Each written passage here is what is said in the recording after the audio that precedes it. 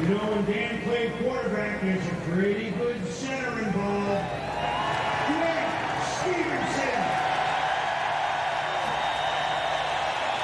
Dwight Stevenson, his great career, crossed with Dan Marino's right at the very start of Dan's career.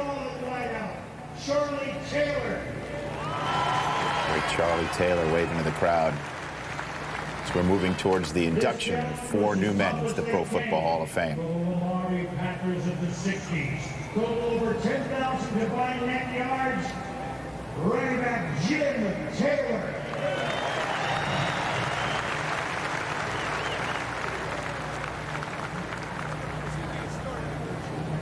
Now this gentleman had a little bit to do with Steve Young becoming a member of the San Francisco 49ers.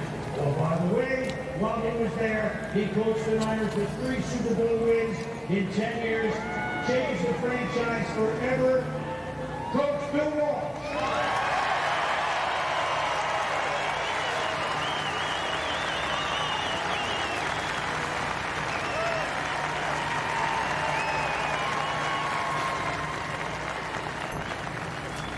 Speaking of the 49ers, the intimidator from an era before Coach Walsh's at linebacker. Just saw that shot on NFL Total Access a few minutes ago, right?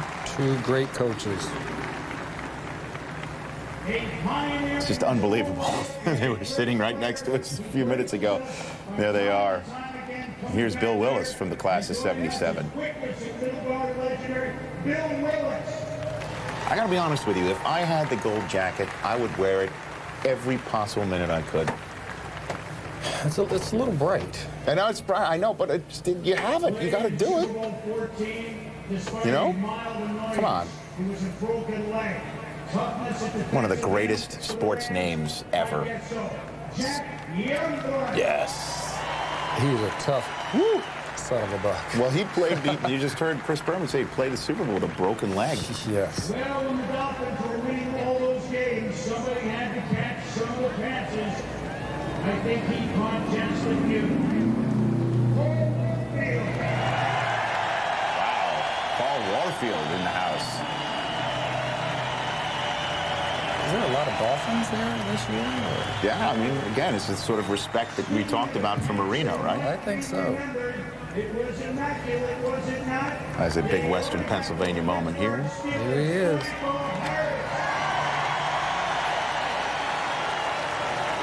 G.I. Joe. Yeah, is that what he's called? That's what he looks like. Does he have the Kung Fu grip also? Ladies and gentlemen, give everybody in this class. And there we have it. All 51 returning members of the Pro Football Hall of Fame are in place, getting ready to welcome 4 new members into the shrine that's here in Canton, Ohio. Again, a beautiful day. Not a cloud in the sky, no humidity. It's as if somebody's watching over the proceedings, Rod Woodson. Somebody large. Now you can wash away your acne in 3 easy steps. Presenting Nature's Cure Anti-Acne Face and Body Shower Kit. Banish your acne with this powerful no-fuss system made just for guys. It worked not only on my face, but on my shoulders. Step 1. Lather up with the Acne Clearing Shower Gel. It cleared up my face and body acne, and all I had to do was use it in the shower. Step 2. Use the foaming face wash to deep clean acne-causing oil, dirt, and sweat. I've been doing this for a long time, and I finally found something that works. Step 3. The All-Day Acne Repair Lotion fights breakouts without over-drying. I like that it's made just for guys, and it's easy to use. Nature's Cure tackles the unique challenges of male skin by combining strong acne medications with soothing botanicals in a comprehensive acne-fighting system. Nature's Cure Anti-Acne Face and Body Shower Kit just for guys. It's confidence in a kit. I went from this much confidence to like this much confidence just with my face looking so much better. Nature's Cure is available everywhere. For a store near you, call 1-800-341-4705 or order at buythecure.tv. Every day, Progressive does something that's, well, progressive. They have this ticker that shows their car insurance rates and their top competitors. Right now on Progressive.com, you can see actual rates that people are getting. Sometimes Progressive is the lowest. Sometimes they're not. Hey, if they're this helpful when you're shopping for car insurance, imagine how they'll be once you're a customer.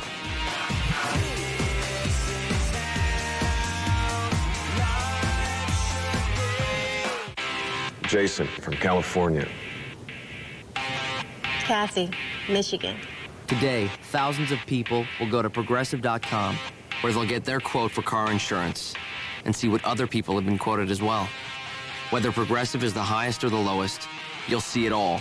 Go to Progressive.com, because the more you know, the easier it is to make a smart decision.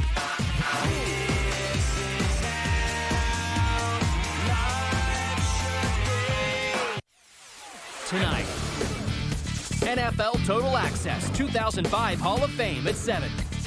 Making of Madden 2006 at 8:30. Inside Training Camp, Jets at 9 on NFL Network. I'm Dick Vermeil, and you're watching NFL Network. Our aerial coverage is courtesy of the Goodyear Tire and Rubber Company and its fleet of airships. Rod Woodson reminding you to travel with peace of mind on Goodyear's new Assurance tires. Our good folks of Goodyear providing us with the aerial photos, and I'm glad that I'm not there, because as you can see, there would be a pretty bad shot. You know what I'm saying, Rod? Well, it looks kind of like That's all I can do with it. Listen, that was pretty amazing with those guys all coming. 51 of them coming back, and you noticed there's a lot more of the Dolphin crew here. Yeah. Mutual respect for Dan Marino. Yeah, no doubt about that. And there was a loud, the cheers for Shula. You know, he had a wave again. He gave the 3 courtesy waves there. I'm waiting to see what happens with Danny gets announced. Do you think he might? Do you think he might go? Do you think he might be the one to shed the tear? I think he's going to be the. Yeah, I think so. I do. Okay. Just for the fact, everybody's here with the teal on. Absolutely. It is pretty overwhelming. Dan Marino mania. It sure is. There's no question about that. There is Shula sitting next to Bill Walsh. We are here throughout the day. We're taking you through the entire ceremonies. Dan Marino and Steve Young will join us after the ceremonies as well. A whole 90-minute edition of NFL Total Access coming your way from Canton, Ohio at 7 Eastern Time. And throughout the week, we've been showing you how the busts, I guess, were initially sculpted, if you will, with the clay and all that sort of stuff. How do you go from clay to bronze? Is that a question you'd like to know? Please ask it, Rod. I would like to know. Thank you.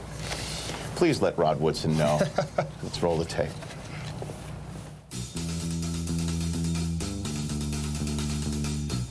I've been doing it since 1983, and I've done, well, a little over 53, I think. This year, I'm doing Benny Friedman, Dan Marino, and Steve Young. The inductees are announced the day before the Super Bowl, and I meet them the following Friday at breakfast in Hawaii. In the hands of the receiver, through the hands of the defensive backs, and that made it exciting. And when he did it in practice, you knew that he had a chance to do it in a ball game. And that was what made Dan, the great player that he was. Coach Don Shula, thanks for the time. Enjoy the afternoon. Thank you. Well, maybe nobody had a better perspective on what Dan could do very well than Don. And you do sum up his excellence with one word: release? It's all about the release. I only played against him one time, and in 1985, he played John Elway, Mile High Stadium. They beat us 30-26, but we were mesmerized before the game by that release. You knew, boy, what are we going to play? A zone, a man-to-man? How are we going to keep him from completing balls? I think he threw 3-4 touchdowns that day. I think your head coach would tell you maybe not the best way to prepare for that game. Yes, yeah, right. And it turns out you found that out. All right, lots more coming on ESPN's coverage. Steve Young, one word to sum him up. How about perseverance or determination? More on Steve Young's special day when ESPN's coverage of the Hall of Fame enshrinement ceremony comes right back. Sure, we had a good time pillaging. But with so many people switching to Capital One, we've had to find new jobs. Maybe a 7.5. Oh.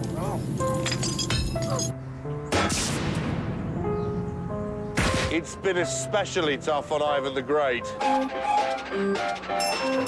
For low rates and great rewards, switch to Capital One. What's in your wallet? What are you looking at?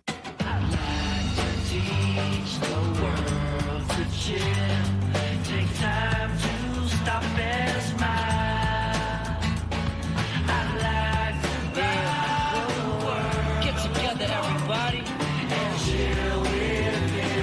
That's what I'm talking about. It's a simple thing. They call me Steve. You drafted too many players from your favorite team. Yeah, loyalty will kill you. Seriously, this is odd. Can't you see that we're part of some guy's fantasy and he's controlling our every action? Here, why don't we just have a pillow fight? Actually, a pillow fight won't engender the camaraderie that ESPN Fantasy Football does. In fact, oh, Sandy! ESPN Fantasy Football. Play for free at ESPN.com/fantasyfootball.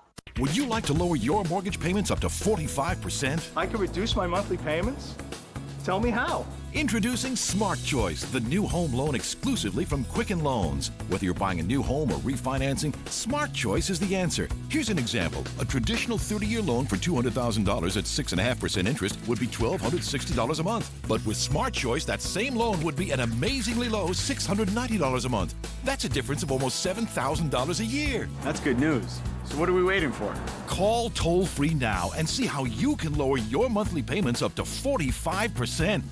The new Smart Choice loan. It's great for refinancing or for purchasing that new home. You get monthly payment flexibility, so you can decide to pay just interest or make payments to principal whenever you want. Call this toll-free number now or go to QuickenLoans.com to get started and lower your mortgage by up to 45%. But don't wait. Take advantage today while rates are still low. Well, it was the crowning achievement of his career. Steve Young, Super Bowl 29. A minute 7 into the game, it was over with his touchdown pass to Jerry Rice. All he did was destroy the Chargers, set a record 6 Super Bowl touchdown passes, a record that still stands. 325 yards, your Super Bowl MVP, Bob Holtzman now with Steve Young. The Orange Bowl. Well, Steve, you've been to the Hall of Fame before. I read you were here when you were 12 years old. What's the difference this time compared to that one? Well, it's a lot different, obviously, but it was fun. It was just my family driving back from Chicago back to Connecticut, and the 4 boys outvoted my one sister who wanted to go to Hershey, Pennsylvania, to the chocolate factory. We were going to go to Canton, and we did. And my mom has a great picture she dug up after I got elected that my sister actually remembered. Maybe because she got outvoted, she said, I want that, and so we saw the picture. It really brought back a lot of memories. Today, your dad, Grit, is your presenter. I know he's a big football fan. Is this day more special for you or him? He loves football. He has a tremendous passion for the game, and I appreciate that. And so I saw him about 45 minutes ago. He looked pretty nervous. I hope he does okay. Steve, congratulations. Enjoy the afternoon. Thanks, Bob. You bet. And I can't point out, having grown up in Greenwich with Steve, he did wear those shorts That's right. all the time. What is the one thing you think of, Tom, that makes Steve superior? I think that he changed the game. I think that all the great ones changed the game. And he, along with Elway, that ability to scramble and change the way the defense is going to play. You have to start watching the way you were going to rush the passer. And they ran with a purpose. They ran to change the way you were going to play defense and make it easier on the rest of their team. And he also changed his game, which is the hardest thing to do of all. He changed what he was as a quarterback, and that's why he's going to be in Canton, Ohio for the rest of his life after today. Stay with us. Lots more coming here. It is going to be an absolutely picture-perfect day. The Chamber of Commerce could not have ordered up a better day as we get set for the enshrinement ceremony. Stay with us. ESPN Hollywood premieres August 15th on ESPN2. Coach says, why pay more to stay somewhere else? Just slide into Motel 6. It's clean, comfortable, and always a steal. Good one, Coach. We'll leave the light on for you in Accor Hotel. Gotta paint the kitchen, gotta paint the hall, gotta paint the bathroom, I got to paint it all, oh yeah! Got the blues about painting? Get Scotch Brand Blue Painter's Tape. It comes off clean and leaves professional paint lines. I'm so glad I got the blues, it's the only tape I'll use. You'll be happy if you get the blues, Scotch Blue Painter's Tapes from 3M. Well, I had a dream. I stood beneath an orange sky.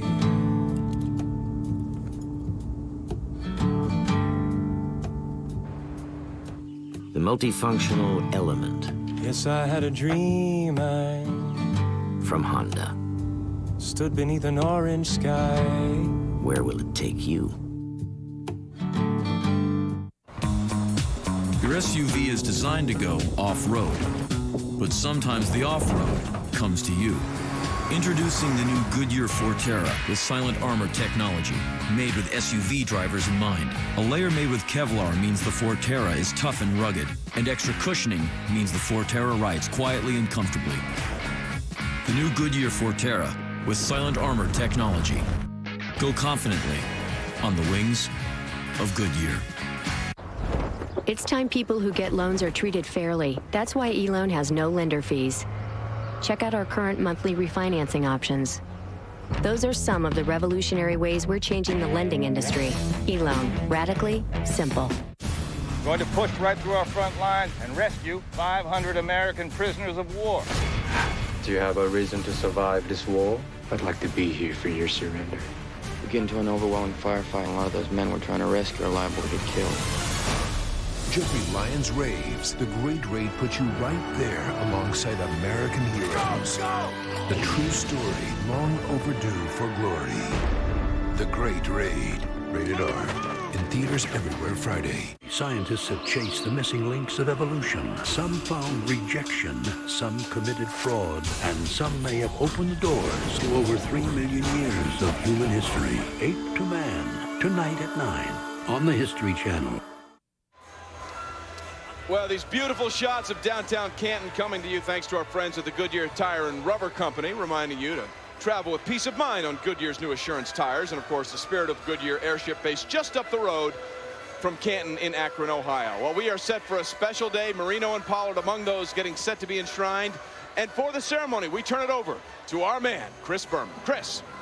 And thank you very much, Trey Wingo, and thank you very much, Tom Jackson. Welcome again, everybody here, and welcome to those watching on ESPN around America and around the world. Welcome to the pro football capital of the world. That would be here in Canton, Ohio. That would be here in Canton, Ohio. Thank you. Pro football was born here in Canton, Ohio. It was nurtured here in Canton, Ohio. And now, as you can see, with 21,000 folks plus gathered, pro football thrives here in Canton, Ohio.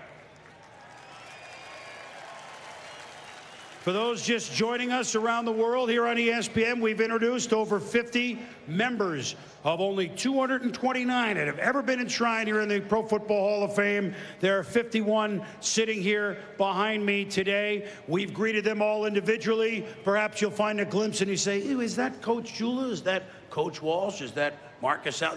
The answer is yes, it is.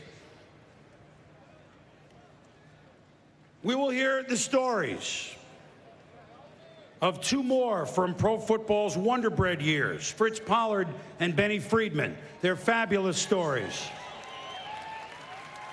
And we will meet today two quarterbacks who, if I'm guessing, you might remember. We're going to say hello to Steve Young.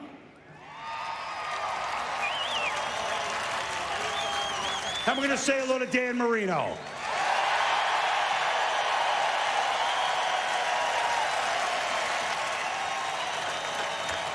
It's a Miami home game, yes, indeed. And how to kick things off? Well, here's a good idea. The commissioner of the National Football League, now presiding over his 16th Hall of Fame enshrinement ceremonies, Mr. Paul Tagliabue.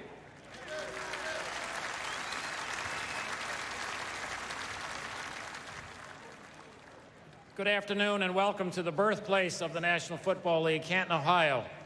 This is where we celebrate and honor the leaders and the greatest players of past NFL seasons, and we kick off each new NFL season.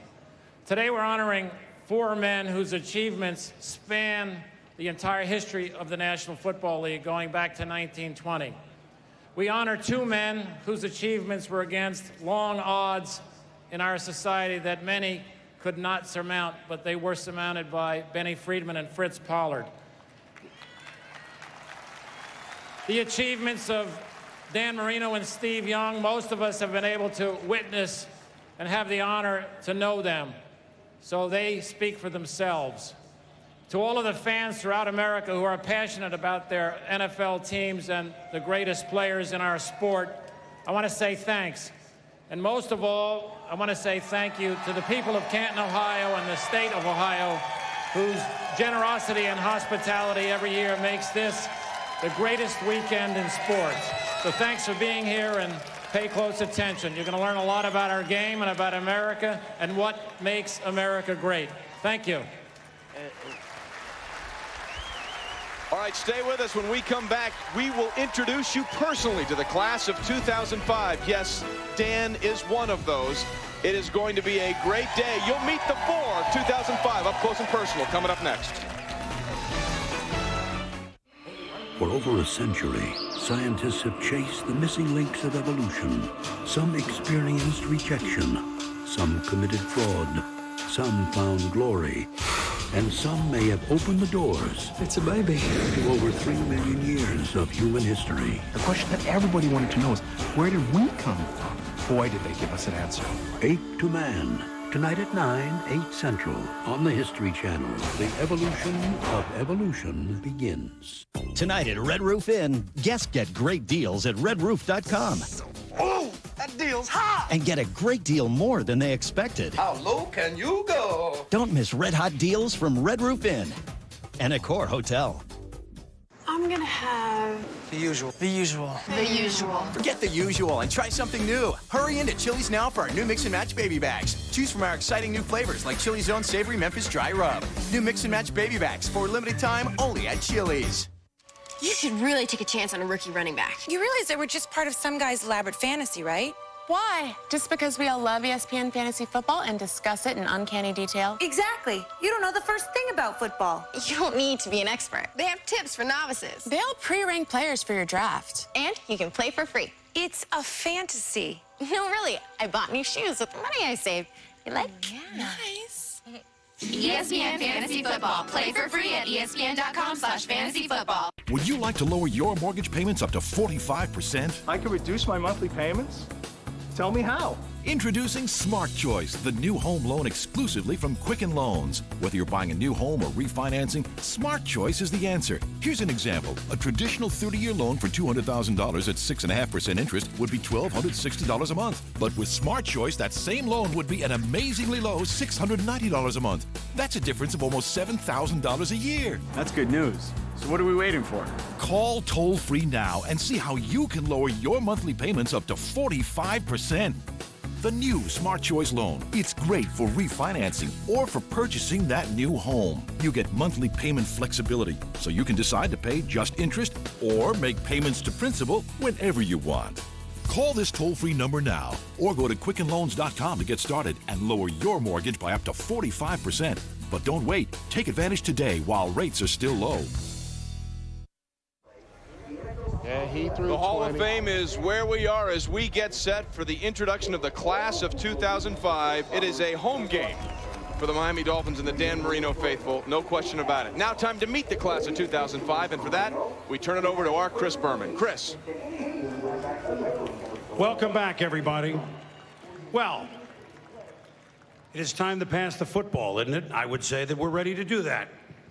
Our class of 2005 marries the early days of the National Football League, as the commissioner alluded to, from the roaring 20s and from the 30s, with the offensive explosion days of the 80s and the 90s. A history lesson, if you will, of 3/4 of a century here in the next couple of hours. When he threw 11 touchdowns in his rookie year of 1927, people were absolutely amazed. When he tossed 20 in 1929, people thought that that record might stand for a long time, which, by the way, it did. Remember, the football that was being thrown in the 20s and the early 30s was far from the streamlined football that we know today. He was born up the road in Cleveland. He quarterbacked for the Cleveland Bulldogs, the Detroit Wolverines, but more notably the New York Football Giants and the Brooklyn Football Dodgers. Benny Friedman, who passed away in 1982.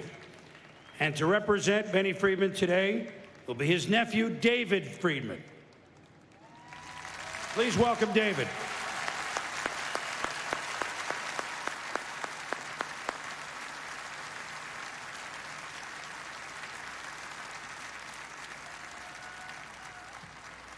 Did we say passing records beyond belief? Well, then I believe we're talking about number 13.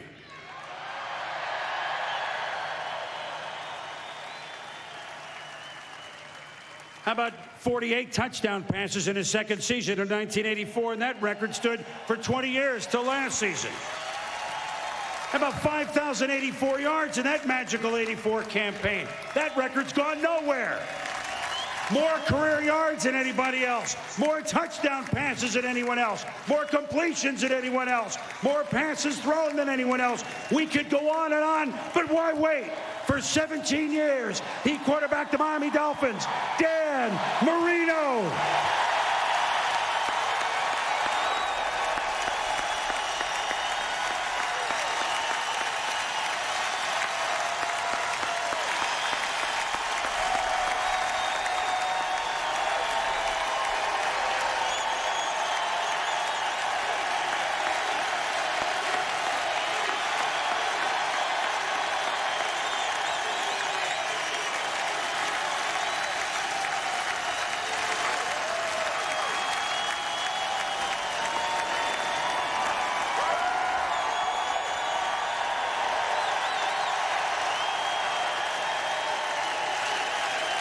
The Dolphins just scored again.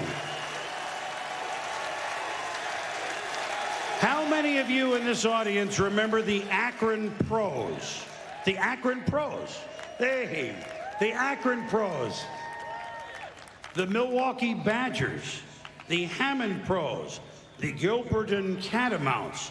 The Providence Steamroller. That was a good squad.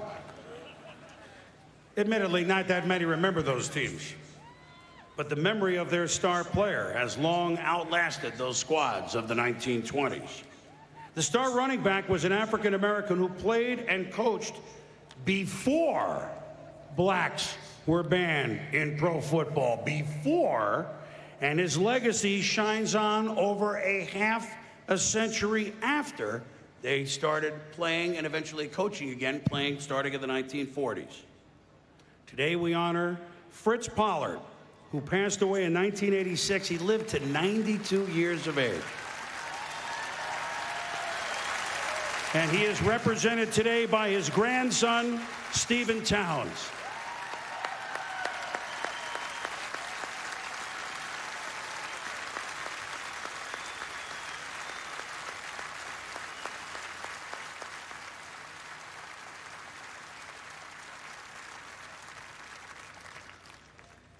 If patience is a virtue, then our next quarterback must be a saint. Well, no, unfortunately for Bayou fans, he was not a New Orleans Saint, that's for sure. No, he was a San Francisco 49er. Whether he did it with his arms or with his legs, he was going to get you. 6 times he won the passing title, the highest-rated quarterback of all time passing. He had more rushing touchdowns by any quarterback, the second most rushing yards by any quarterback. He was the league MVP a couple of times. He was the MVP of Super Bowl 29 in his magical 1994 season. From Greenwich, Connecticut, all the way to Canton, Ohio, I'm proud to call him my broadcast teammate at ESPN, and I am prouder to introduce him today, Steve Young.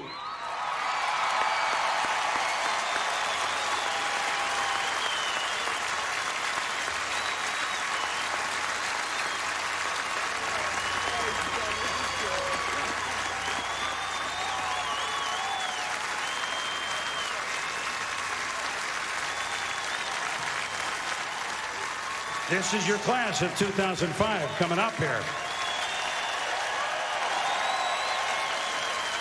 And we'll be back to hear from all of them in just a moment. Stay with us, lots more coming. We will begin the enshrinement ceremonies. Benny Friedman up first on ESPN's coverage of the 2005 Hall of Fame induction ceremonies, the first great passer the NFL ever had. And then, of course, the all-time greatest passer the NFL ever had, Dan Marino, also in the house.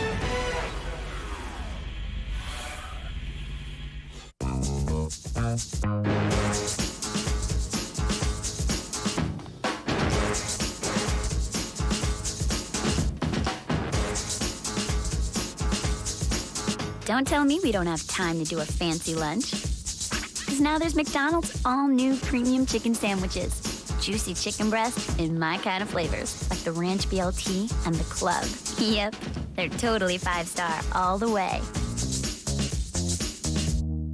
The marriage was built to last. You are so awesome. But the house was built too small. This is kind of awesome. How long are we here? For 1 year, sparks will fly. This is not awesome. I just want to make an omelet. Oh, are you kidding me? The drama will be real, but it won't save you any money on car insurance.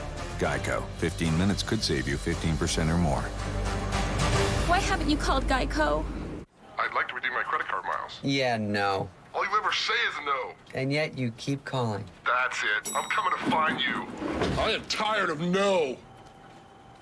Ooh, I'm shaking in my bright yellow shirt. You're going down. Go from no to no hassle with Capital One No Hassle Rewards. There are no blackout dates on any airline, anytime. I should work at Capital One. What's in your wallet? I was always going. Having to go in the middle of traffic and just starting and stopping. Having to go in the middle of a ball game and then not being able to go once I got there. And going at night. Going and going. I thought I had a going problem. My doctor said I had a growing problem. It wasn't my bladder. My prostate was growing. I had an enlarging prostate. My doctor prescribed Avodart. Most medicines only treat symptoms. Avodart, with time, actually shrinks the prostate and improves urinary symptoms. So I can go more easily when I need to go, and go less often. Only your doctor can tell if your symptoms are from an enlarged prostate and not a more serious condition such as prostate cancer, so have regular prostate exams. Avodart is for men only. Women should not take or handle Avodart due to the risk of a specific birth defect. Tell your doctor if you have liver disease. Rarely, sexual side effects, tenderness, or swelling of the breast can occur. Call your doctor today. Avodart for your growing problem. I like fair and flexible for families. There's no huge overages or any long-distance charges, so I can call my whole family. Marie, Jimmy, Tito. Donnie, you don't have a Tito. No Tito? No Tito. Right now, Families Page is $35 a month for the first 2 months for 2 lines with 800 shared anytime minutes. And they can add up to 3 lines free for the first 2 months. Sprint PCS. Now that's better. Do not forget, coming up Monday on this field, the Hall of Fame game, the Bears and Ricky Williams and the Dolphins. 8 o'clock on ABC, preceded, of course, by TJ and myself on Monday Night Countdown, 7 o'clock on ESPN. And then Thursday, another preseason special, the Chargers and the Packers. Brett Favre against LaDainian Tomlinson. If you like offense, that's a pretty good game. Thursday, 8 o'clock, Packers and Chargers on ESPN. A beautiful day as we are set for the first of the enshrinement speeches here in Canton, Ohio. And for that, we turn it back over to our master of ceremonies, Chris Berman. All right, we're ready to roll now with the class of 2005. The quarterback always mentioned in the first quarter century in professional football is Sammy Baugh, an original inductee when this Hall of Fame opened back in September in 1963. But before there was slinging Sammy Baugh, there was Benny Friedman.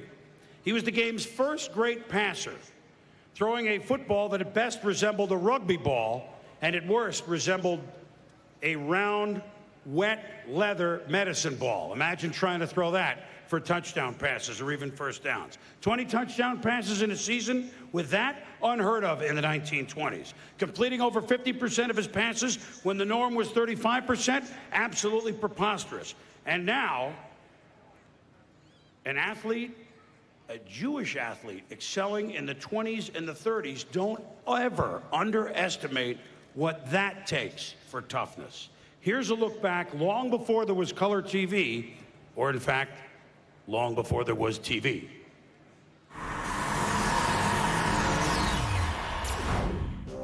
In the 1920s, no NFL quarterback was as spectacular as Benny Friedman. Red Grange said he was the best he ever played against, a claim with which the boastful Friedman would hardly disagree. A two-time All-American at Michigan, Friedman burst onto the NFL scene in 1927 with the Cleveland Bulldogs. Friedman threw a then NFL record 11 touchdown passes in his rookie season and led the NFL in touchdown passes each season from 1927 to 1930.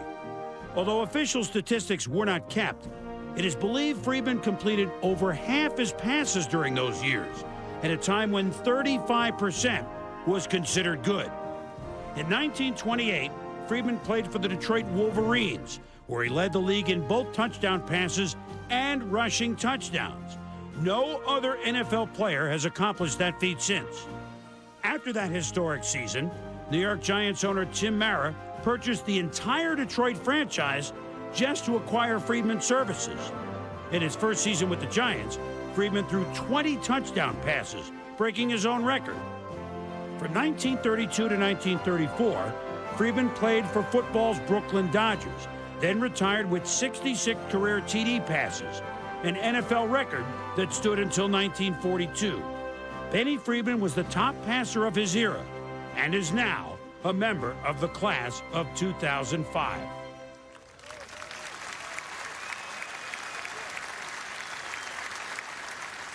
To present Benny Friedman today, one of the best at his trade, senior pro football writer from the Chicago Tribune and member of the Pro Football Hall of Fame Selection Committee, a past winner of the Dick McCann Award here at the Hall of Fame, which is given for long-time service and distinguished reporting. And above all that, he's a gentleman, Don Pearson.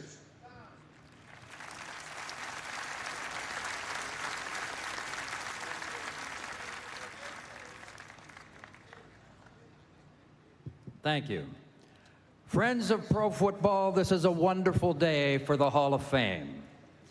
We know why most of you are here, but if you are a true fan of the sport, you need to know first about Benny Friedman and Fritz Pollard, pioneers who, simply put, did no less than help keep the pro game alive. That both men persevered against obstacles of racial and religious prejudice to become examples in sport as well as in greater society gives all of us gathered here today extra reason to owe them thanks. And after many years, we begin today to pay that debt. Dan Marino is pro football's most prolific passer. Steve Young has the highest passer efficiency rating ever. Benny Friedman was pro football's first passer, period. Oh, there were players who threw the ball a little, but remember, it was a melon-shaped thing designed more for drop kicking. And as you've heard, the rules discouraged passing. This is what George Halas said. Friedman was the first pro quarterback to recognize the potential of the pass. Until Friedman came along, the pass had been used as a desperation weapon. Benny demonstrated that the pass could be mixed with running plays as an integral part of an offense. Halas went on to say it was Friedman's success that influenced rules makers to taper the football. Dan and Steve, you have special reason today to thank Benny Friedman. Now, his 66 career touchdown passes might not sound like many compared to Dan's 48 in one season, but that record was the league record from 1929 to 1943 when Sammy Baugh passed it. And his single season record of 20 in 1929 might not sound like a lot if you're from Indianapolis, but I'm from Chicago. And 20 TD passes in one season is more than any Bear quarterback has thrown in 38 of the last 39 years.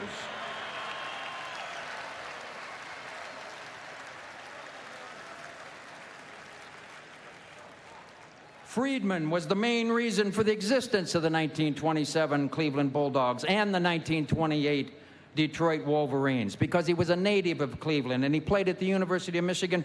Those two early franchises were attempts to create interest in the pros by using Benny's name. Few of us got to see Friedman play, and NFL films didn't exist, so we rely on accounts by sports writers of the day. And here's what the renowned Paul Gallico wrote. Grange cannot touch Friedman. Pro football has been slow to catch on with the public, but in his own game, Friedman is in a class with Babe Ruth and Bobby Jones and Earl Sand and gallant Fox, it is my privilege today to offer Benny Friedman for induction into another class with Fritz Pollard and Dan Marino and Steve Young, and to join all you other legends of the game. And to accept for Benny, please welcome nephew David Friedman.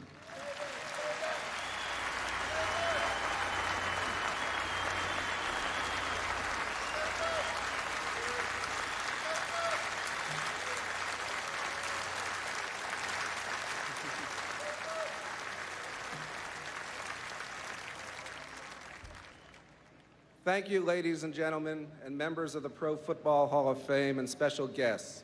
I am truly honored to be here this afternoon representing the family and friends of Benny Friedman as he is accorded pro football's highest honor, Hall of Fame enshrinement. Today I stand before you, a man who's in absolute awe of his surroundings. Believe me, not in my wildest dream did I ever think that I'd be on the same stage as I am today. I keep asking myself, what on earth is an optometrist from Westford, Massachusetts doing on this stage? What exactly am I doing here? Well, the answer is simple. I'm enjoying the heck out of this wonderful opportunity. I've met some wonderful people here in Canton, Ohio, who put a tremendous amount of time and effort into arranging this absolutely fantastic event. They deserve a tremendous amount of credit and thanks.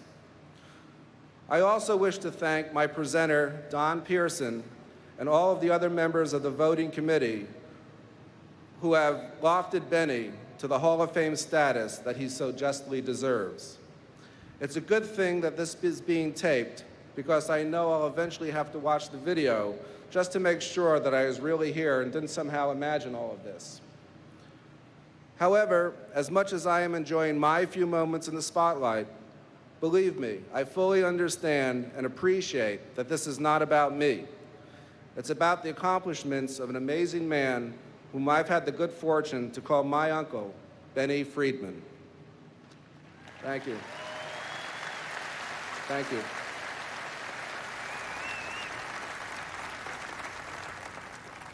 As terrific as this day is for me personally, the one thing that could have made it even better would have been having my uncle standing here at the podium looking back at me in the stands. But obviously that is not possible. But somehow, if it was, and Uncle Benny were here today, he too would tell you that it was not about him alone. He'd tell you that it was and all about family, friends, teammates, and teamwork. Now don't misunderstand me. My uncle would, at the drop of a hat, tell you more than you needed to know about his football exploits. But just as certainly as he would remind his listener that no one, not even he, could do it alone. Proud, yet unpretentious, that was the essence of my uncle.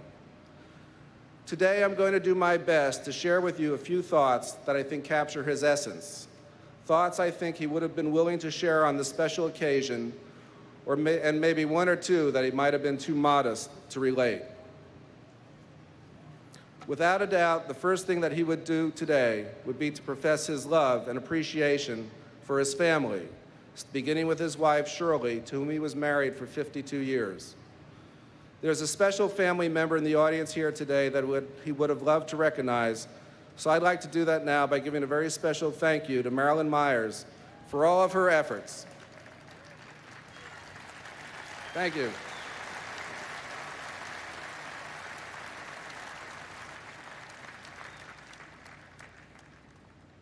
Also with us today is a very special group of 30 or so people who've traveled from all over the country, many of whom Benny coached at Brandeis, that I know if he were here today, he would, with that big characteristic grin on his face, express his most sincere thanks and gratitude.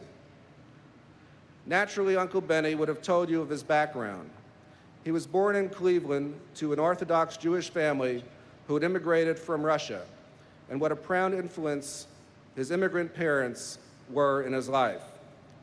The name Benjamin in Hebrew very appropriately means son of the right hand. Family was very important to Benny. To his family, he provided unconditional love and support. He took great care of his family when times were very difficult during the Great Depression. A favorite family story he liked to tell was how he attributed his injury-free football career to his mother and her faith in Judaism. As the story goes, mounted on a wall in his parents' home was a pushki, or a charity box. Benny told the story of how when he was in high school, he observed his mother dropping a few coins in the box and seeing her lips move as if she were in prayer.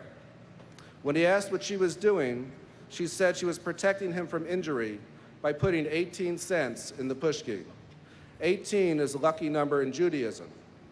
She explained that 18 in Hebrew stood for chai, which means life. Benny never questioned her wisdom. He merely accepted her words as fact.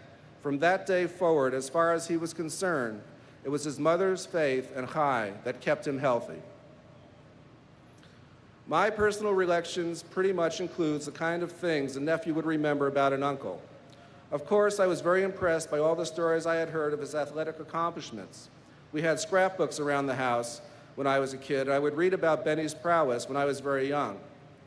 I asked my father on more than one occasion something like, "Dad, was Benny really that good?" My father, who was a man of very few words, would say it all in his very simple response, "David, Benny was great." He said it with such feeling that I knew it just had to be true. There was no doubt about it. I remember how proud Benny was, and sometimes all too willing to demonstrate how he could do a certain kind of push-up, starting from a position in which he laid flat on the floor with his arms and legs totally extended. If you ever tried to do a push-up from that position, and I'm not sure why you would, you'd know that it's extremely difficult. But to know my uncle, you would have had to understand that he never sought out the easy way of doing things. Quite to the contrary, he was in constant pursuit of new and interesting challenges. He enjoyed being able to do things few others could do or do as well as he. So just as he chose the more difficult way to do a push-up, my uncle chose the more difficult way to distinguish himself as a quarterback. He chose to be a passing quarterback in an era when the pass was generally accepted as a last-ditch option. It was a move of pure desperation. Benny basically is responsible for changing football from a running game to a passing one. As historian Stephen Fox comments in his book, Big Leagues, and I quote, "Football has gone airborne on Benny Friedman's arm." Consider this. Football rules in Benny's day actually discouraged passing. Back then, if a quarterback threw an incomplete pass into the end zone, it was a touchback. In other words, the ball was turned over to your opponent. But who am I to be explaining that to you? Also, if a quarterback threw a second or third incompletion in a series of downs, his team was penalized 5 yards and a loss of down each time. Hardly rules that would encourage quarterbacks to throw the ball. And don't forget, the ball was fatter and difficult to grip. It was like a melon. Sure, he could have played the position the way it had been played to that point, but that just was not Benny Friedman. For Benny, the fact that passing was the more difficult road to travel only served to inspire him. He loved the challenge, and it was his dogged determination, competitive spirit, and willingness to put all on the line that made him great. To attest to Benny's greatness as a passer, I am quoting from a wonderful article that appeared in the Brandeis Review, referring to Benny's 1929 season with the New York Giants.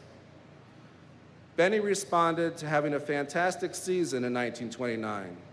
Whereas the game had been one of great running strength, Benny's wide-open style of play changed that, and the crowds he attracted shouted for more. Leading the Giants to a phenomenal season, he threw 20 touchdowns at a time when 10 was considered exceptional.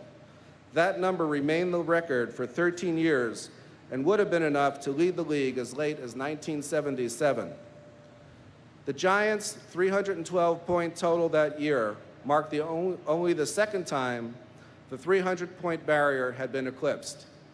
But it would happen again in 1930 when Benny quarterbacked the team to 308 more points. Benny Friedman was then, and is today, an example of excellence. Being enshrined in the Hall of Fame not only validates that fact, but also guarantees that his legacy, his example of excellence, will survive for as long as there is a Hall of Fame. His name is now permanently etched into the game's honor roll. It is rewarding to know that my uncle's accomplishments will not only be permanently preserved, but will serve as inspiration to others. To know that thousands upon thousands of pro football fans will stand in front of his bronze likeness and know that by his inclusion in the Hall of Fame gallery, that this was a man who was among the very best. That would have made my uncle very proud.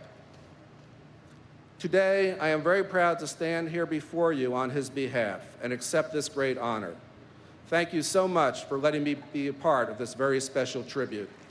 Thank you.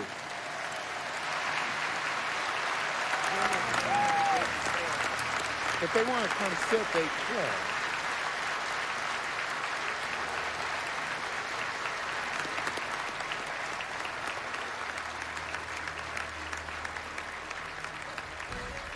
Well, a very appropriate tribute to Benny Friedman. When we come back, we'll wait for the induction speech of Dan Marino as well as Fritz Pollard. Another name you need to know if you think you love professional football. Stay with us.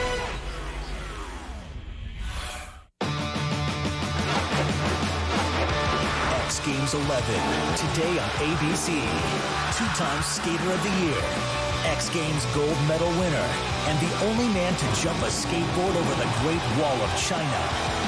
Danny Way goes for X Games gold in skateboard big air. Plus, the thunder of Moto X Supermoto rolls through LA. X Games 11 continues today at 3 on ABC. Imagine you're an NFL quarterback. It's snowing. You're down by 6. Playoff spots on the line. You're on the road. Your thumb is throbbing. You see the blitz coming. Still think you can play quarterback? Madden NFL 2006. Rated E for everyone. EA Sports. It's in the game.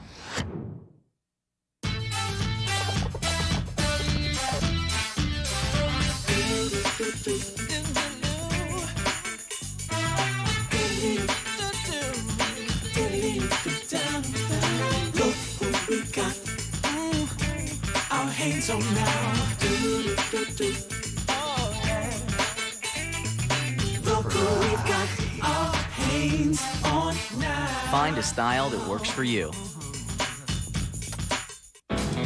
I've been to Louisville, Nashville, Knoxville, Omaha, Shefferville, Jacksonville, Waterville, Costa Rica, Pittsfield, Springfield, Bakersfield, Shreveport, Hackensack, Cadillac, Fond du Lac, Davenport, Idaho, Jellicoe, Argentina, Diamantina, Pasadena, Catalina, see what I mean? I've been everywhere, man. I've been everywhere. To get 2 free nights at these Choice Hotels, get the no annual fee Choice Privileges Visa credit card.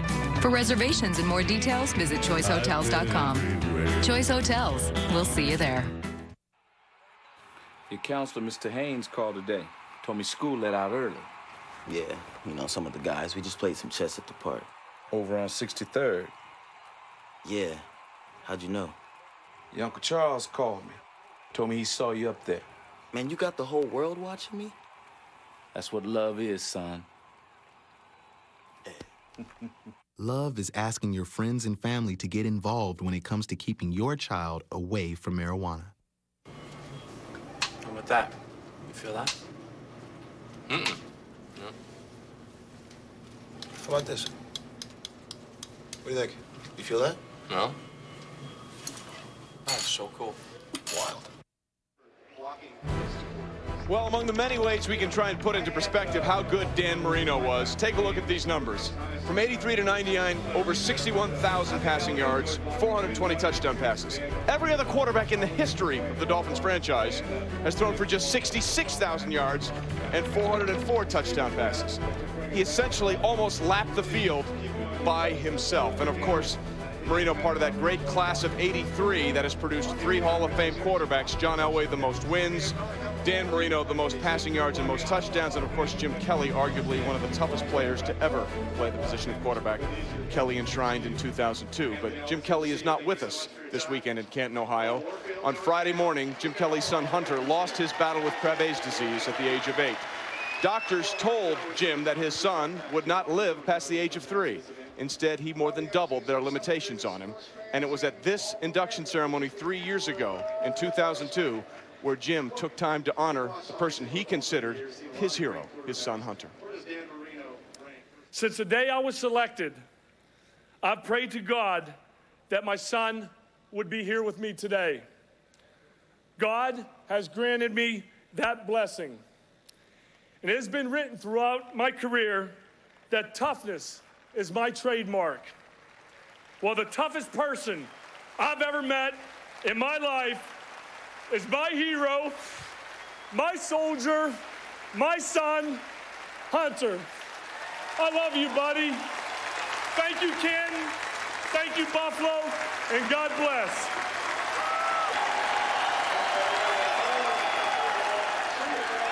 Krabbe disease is a degenerative condition of the central nervous system for which there is no known cure.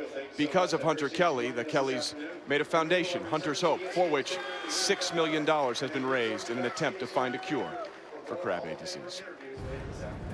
Stay with us. When we come back, much more from the podium, including more enshrinements from the 2005 class. ESPN Fantasy Football Magazine on newsstands now. It's time for the lending industry to change. That's why eLoan has consultants who don't make money based on the rate of the loan and has no lender fees. Those are some of the revolutionary ways we're changing the lending industry. eLoan. Radically simple. Sport is sport. A foul's a foul. And a bat's a bat, even if it's flat. 10 feet on the west side is 10 feet on the east side. Football is football. Unless it's football. Now a win's a win, a loss is a loss. But no matter what, you better come with it. Because it's 90 feet to first, no matter where home is. I'm gonna have... The usual. The usual. The usual. Forget the usual and try something new. Hurry into Chili's now for our new Mix and Match baby bags. Choose from our exciting new flavors like Chili's own Spicy Sweet Caribbean. New Mix and Match baby bags for a limited time only at Chili's. You should really take a chance on a rookie running back. You realize that we're just part of some guy's elaborate fantasy, right? Why? Just because we all love ESPN Fantasy Football and discuss it in uncanny detail? Exactly. You don't know the first thing about football. You don't need to be an expert. They have tips for novices. They'll pre-rank players for your draft. And you can play for free. It's a fantasy. No, really. I bought new shoes with the money I saved. You like? Yeah. Nice. ESPN Fantasy Football. Play for free at ESPN.com/fantasyfootball. Would you like to lower your mortgage payments up to 45%? I could reduce my monthly payments? Tell me how. Introducing Smart Choice, the new home loan exclusively from Quicken Loans. Whether you're buying a new home or refinancing, Smart Choice is the answer. Here's an example. A traditional 30-year loan for $200,000 at 6.5% interest would be $1,260 a month. But with Smart Choice, that same loan would be an amazingly low $690 a month. That's a difference of almost $7,000 a year. That's good news. So what are we waiting for? Call toll-free now and see how you can lower your monthly payments up to 45%. The new Smart Choice loan. It's great for refinancing or for purchasing that new home. You get monthly payment flexibility, so you can decide to pay just interest or make payments to principal whenever you want. Call this toll-free number now or go to quickenloans.com to get started and lower your mortgage by up to 45%.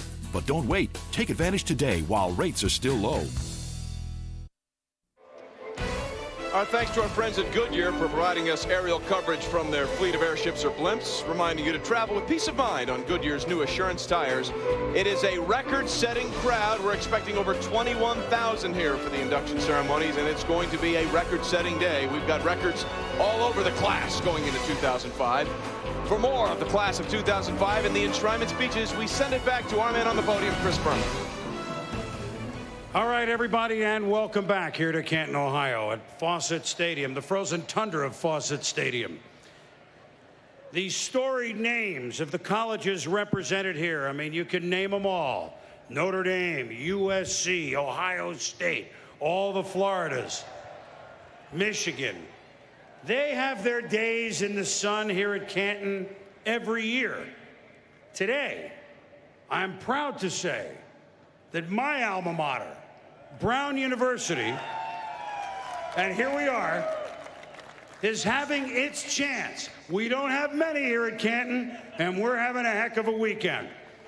Our own Jerry Green from the Detroit News, but before that, Brown class of 1950, last night received the 2005 Dick McCann Memorial Award for reporting. He's one of 5 journalists, 5 to have covered every Super Bowl. So he was awarded last night. But long before Jerry, and light years before I found my way to College Hill in Providence, Rhode Island, there was Fritz Pollard, Brown class 1919.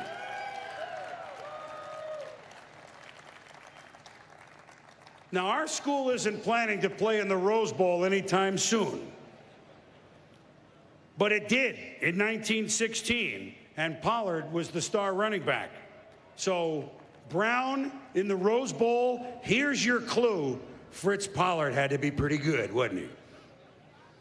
Playing up the road here in pro football's first season, 1920, with the Akron Pros, that team went 8-0-3, the NFL's first championship team. In 1921, Fritz played and coached the Akron Pros. 1921. The next black coach of the National Football League would be Hall of Famer Art Shell, sitting behind us in 1989, 68 years later. To call Fritz Pollard a pioneer would be like calling Lewis and Clark walkers. Here's a look.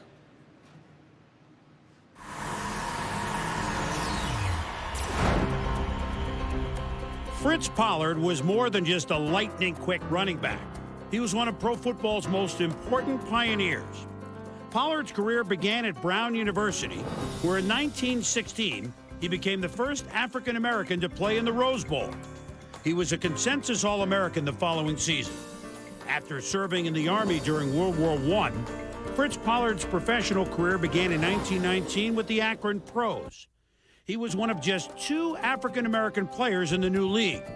Pollard was not immediately embraced by the Akron fans. They just threw rocks at me out there and called me all kinds of names and things like that, but I was in the football game and I just went ahead and played. Had to duck the rocks, and the fellas that were trying to hurt me and whatnot, I had to be smart enough to hurt them. In 1920, the Pros joined the American Professional Football Association, later renamed the National Football League. He led the Pros to an undefeated season in 1920 to win the league's first title. Fritz Pollard continued to break down color barriers in pro football. With Akron in 1921, Pollard became the first African-American head coach in pro football history, a job he assumed while he was still the most feared running back in the league. Pollard also became the first African-American quarterback in pro football when he took the snaps during a game in 1923 for the Hammond, Indiana Pros. After his playing career ended in 1926, he continued to make an impact as a coach. In 1928, Pollard organized and coached football's Chicago Blackhawks, an all-African-American professional team. One of the most important men ever to play the game, Fritz Pollard, is now a member of the class of 2005.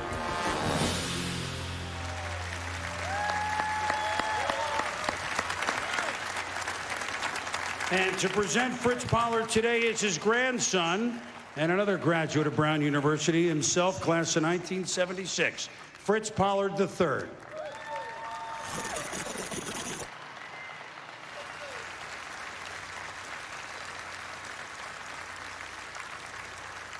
Go Brunos! Thank you very much. I have mine short and sweet, not like last night's dinner. In my 15-year quest, I'd really like to thank my son and my daughter for putting up with all my garbage. I'd like to thank Lane Tech in Chicago, Illinois, where it all began for my grandfather. I have heartfelt thanks to Brown University, my heart, my true love, and his. The pro teams and teammates for which he played in the NFL. The loving fans, of course, NFL, and people of Canton.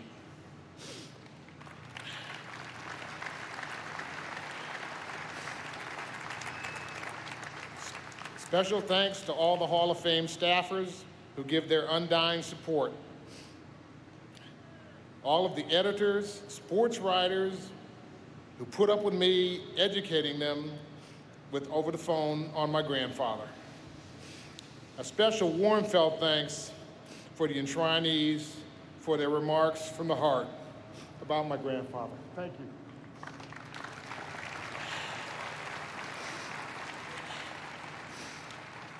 A special thanks to John Wooten and the Fritz Pollard Alliance.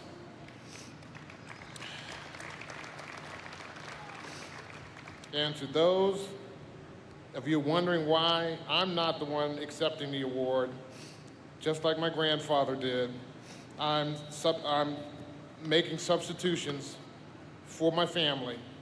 And with that note, I'd like to bring on my cousin / big brother, Dr. Stephen Towns.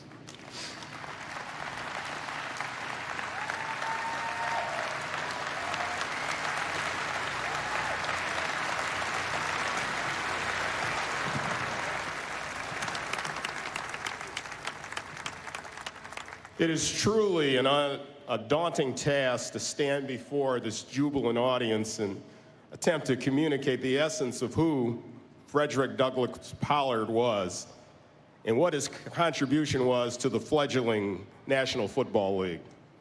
I tried to imagine how my grandfather would feel and what he would say in one of the most important days of his life. I can picture him standing here, first acknowledging his family. Then his fellow inductees, Steve Young, Dan Marino, and Benny Friedman.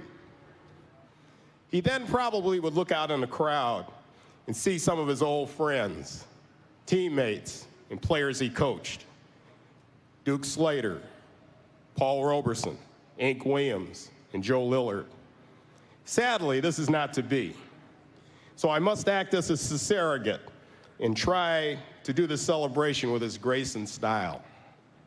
The first question everyone asked upon learning of the election was, who was Fritz Pollard?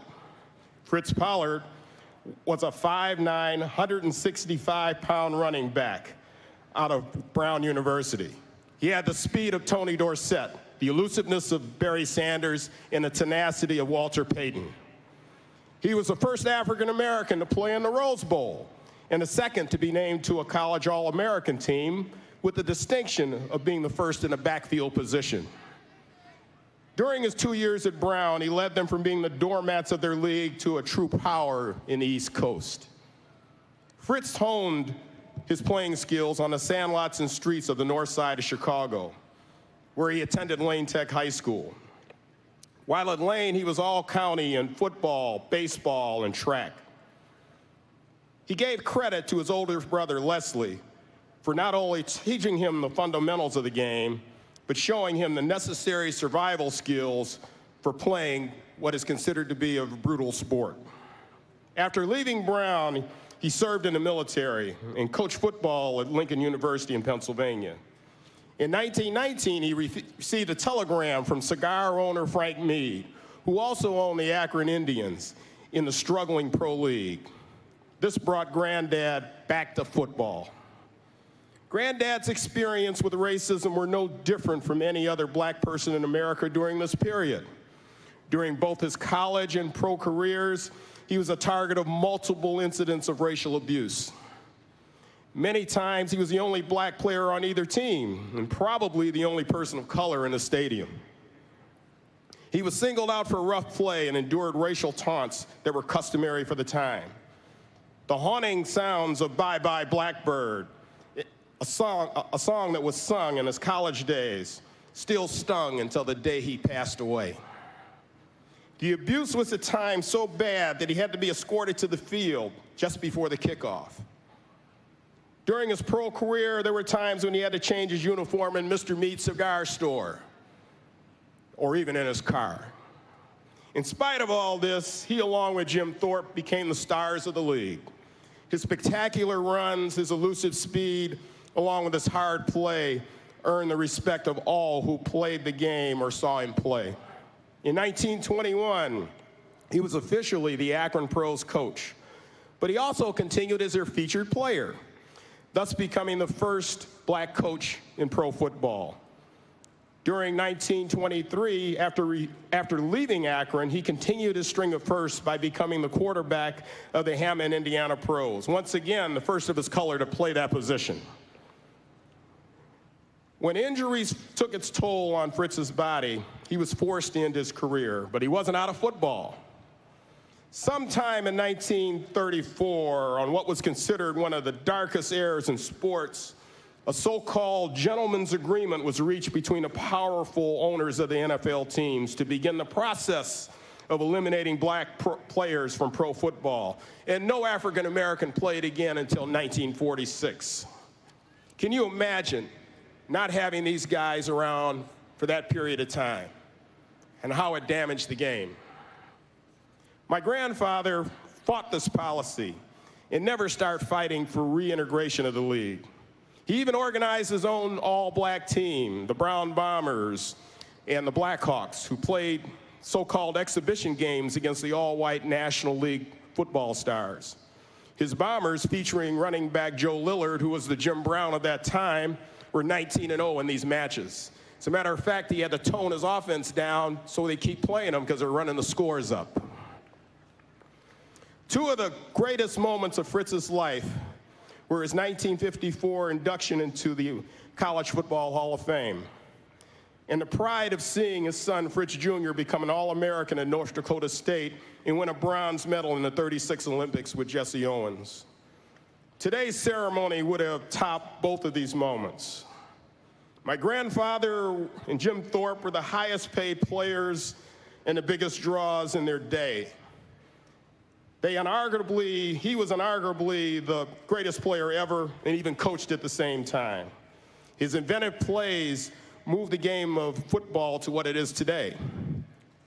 Thorpe became the first commissioner of pro football. It was inducted into the first Football Hall of Fame. My grandfather became a footnote until today.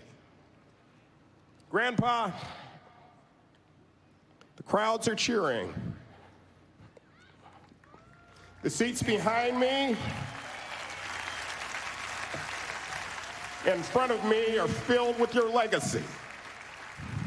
After today, everyone will know the gifts you've given to football. From its earliest days, from its crowd-thrilling, game-winning plays, to a string of firsts, the first Rose Bowl, College Football Hall of Fame, Walter Kemp's All-American team, coaching and quarterbacking, and at last, at least, not least, pushing for African-American equality in pro leagues. You've more than earned your place in history, in the history of football. Rest in peace, Grandpa. Rest in peace.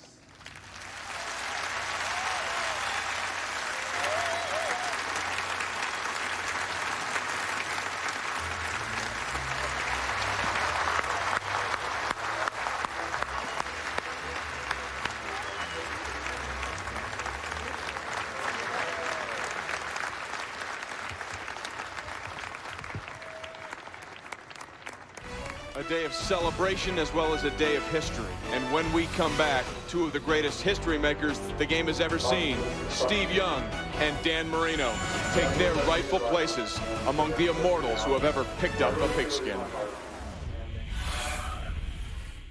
Evelyn Mercer, greatest mother forge a general's ever had. There wasn't no gang shooting, there was an execution. They set my mom. Bobby's got the plan. I'm looking for who killed my mother. Jerry's got the connection. So me and my brothers, we came up with a whole new proposal. Angel's got the muscle. Ranger's a full-time job. Jack's got the hardware. Here you go, sweetheart. Poke him with that. Oh, thanks. You're welcome. A brother's always got your back. I just wanted to talk. Let's go talk to him now. Four Brothers, rated R. Friday only in theaters. You can't always go out to send money, but you can always go to westernunion.com or dial 1-800-CALL-CASH. For every story, Western Union. When you need to send someone money in a hurry, Western Union offers you the Gold Card Rewards program. It quickly pulls your information, saving you time and paperwork. Ah, your brother Scotty. For every story, Western Union. Hey, look at me. Lock in. Crusher here has an extra deltoid muscle. Means he's got exponentially greater bucking propulsion. Now you lean back and you hang on. I'll be there. New rodeo clowns are a lifesaver. Rodeo clown? No, I'm with the birthday party. Hello, Jimmy! Oh, but I did stay at a Holiday Inn Express last night. Stay smart. Stay at a Holiday Inn Express.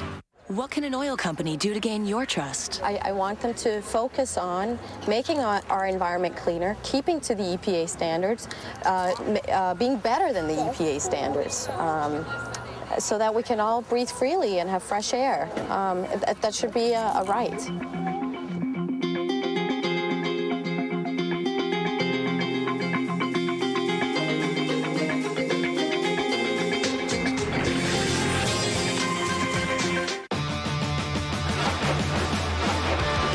Games 11, today on ABC.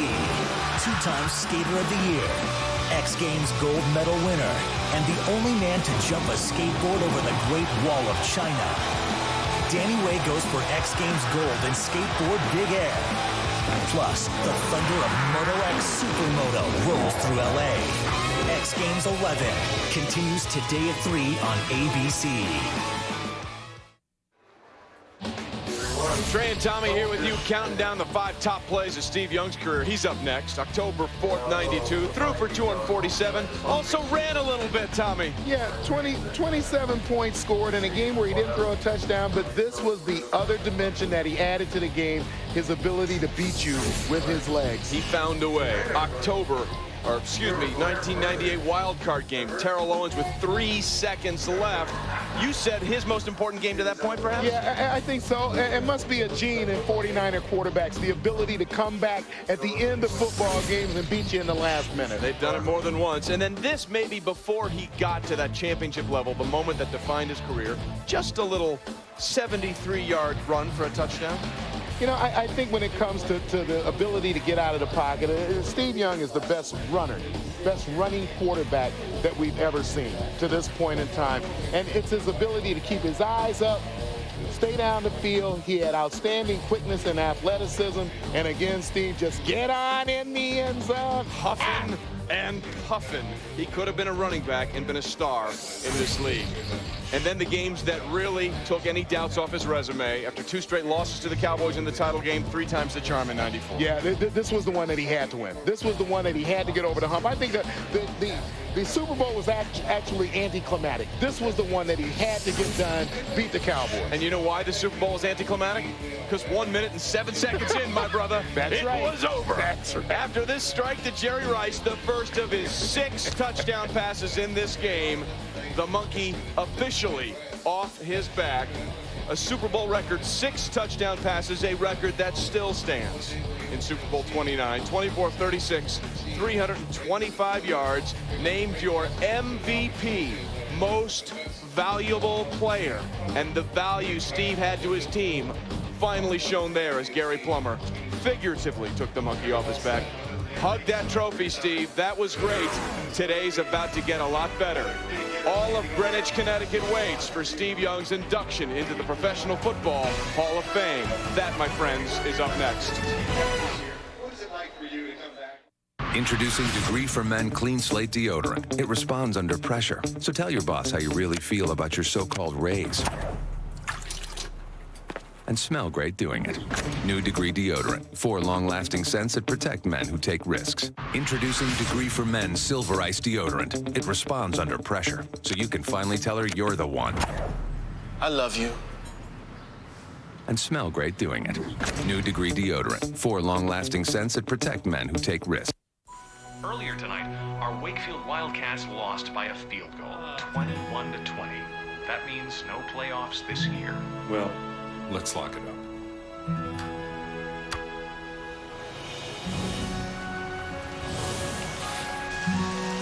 Closed. I can stay a while. Me too. Come on in, boys. I'll bet you're hungry. At Applebee's, being part of the neighborhood is what we're all about. I come from a long line of pillagers, but with so many people switching to Capital One, my family's had to find new jobs. Uncle Rex got hired at an office. My brother Yuri, he works nights. So what's with this airline food? You stink! Grandpa, well... As for Dad, he's saving lives. For low rates and great rewards, switch to Capital One. What's in your wallet? Hey, did you know ESPN Fantasy Football also has public leagues? That's right. You can make tons of new friends. I could use a new set of friends. ESPN Fantasy Football. Play for free at ESPN.com/fantasyfootball. We're a team. One player triumphs, we all triumph. Coach Carter is now on pay-per-view. I'm the new basketball coach. Read the inspirational story of one man. You can't show some class? Act like a champion? Who turned troubled kids into winners. These boys are student athletes. Student comes first. A portion of your rental will be donated to the VH1 Save the Music Foundation when you rent Coach Carter with your remote. Samuel L. Jackson. Coach Carter. Rated PG-13.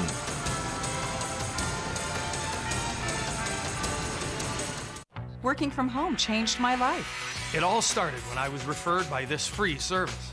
With all the money I made working from home, I bought a new home. This is the one website you have to visit. Put your computer to work now. All you need is a computer and a little belief in yourself. I'm making $5,000 a month. I make over $7,000 a month working part-time. I love the lifestyle my home business offers, and the money's great too. Log on to 30venture.com. Hey, Tommy, who has the highest career passer rating of all time? Steve Young. That would be correct. Oh, by the way, he was pretty good running, too. Only Randall Cunningham with more running yards. Put on your helmet, Steve. No quarterback has more rushing touchdown than Steve's 43. Feet, arm, pick your poison with number 8. And number 8 set to go into the Hall of Fame now. We rejoin Chris Berman. We are back. And that leaves 2. We mentioned Jerry Green, the recipient this weekend of the McCann Award for writing. We would like to recognize Myron Cope, who won the Pete Rozelle Radio and TV Award, a longtime Pittsburgh Steelers analyst. He invented the terrible towel and so much a fabric of Pittsburgh Steeler fans. So congratulations to Myron as well. Yes, this gentleman was an All-American quarterback at Brigham Young University.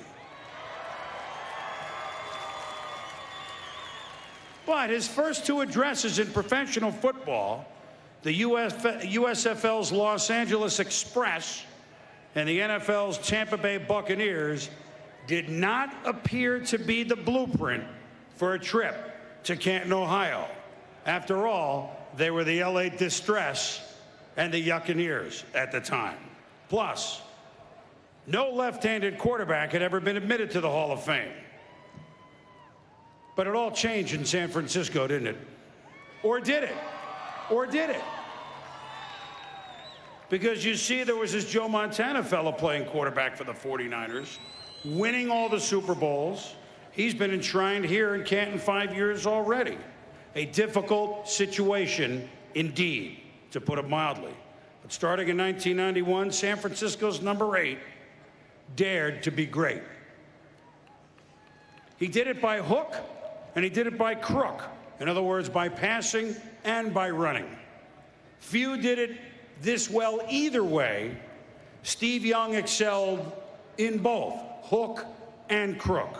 Because, as he would always say, even very late in his career, quarterbacking was his craft. And he wanted to work on every little part of his craft. Certainly, you remember this.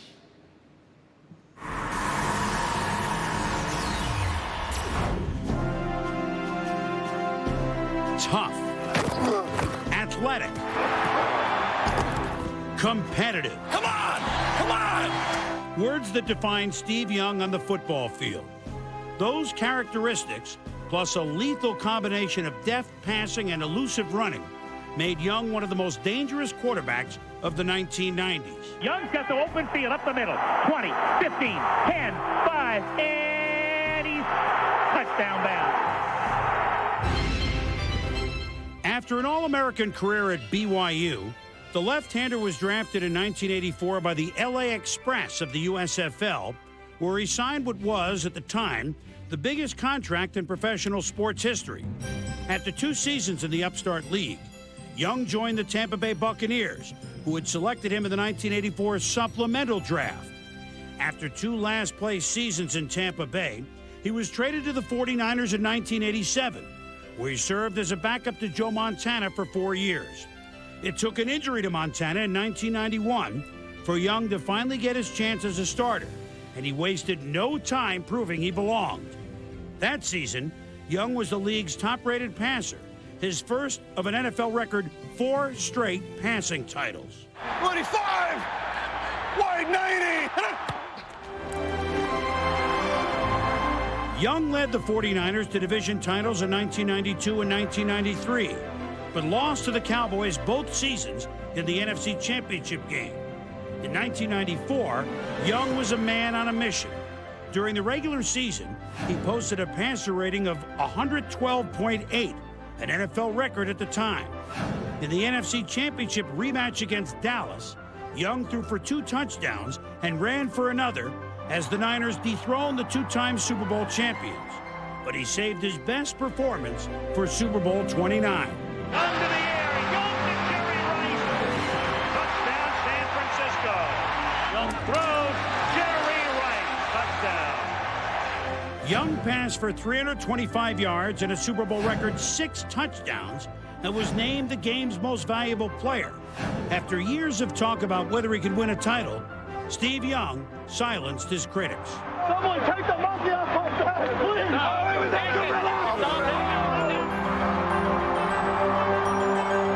Few quarterbacks in NFL history have been so well-rounded. Young's career passer rating of 96.8 is an NFL record, and 6 passing titles tie him with Sammy Baugh for first all-time. Young also finished his career with over 4,000 rushing yards and 43 rushing touchdowns, an NFL record which still stands today. Never one to shy away from contact, Young will always be remembered for his dogged determination in spite of injuries. But by the end of his career, those injuries had taken their toll. In 1999, Young retired after a 15-year career, a ticket to Canton already punched. 2-time MVP, Super Bowl champion,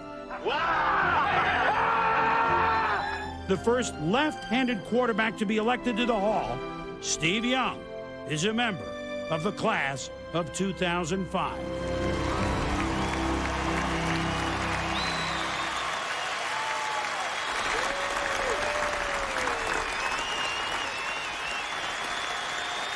Somehow it was fitting that in that Super Bowl win, the 49ers had 49 points and Steve ran for 49 yards. It just is interesting, isn't it? Forever, Steve was told, you'll never be good enough. And under pressures that few of us will ever understand, today shows that they're right, Steve. You weren't good enough. Today proves you were great enough. A man who saw this long before anybody else, Steve's presenter today, his father, LeGrand Grit Young.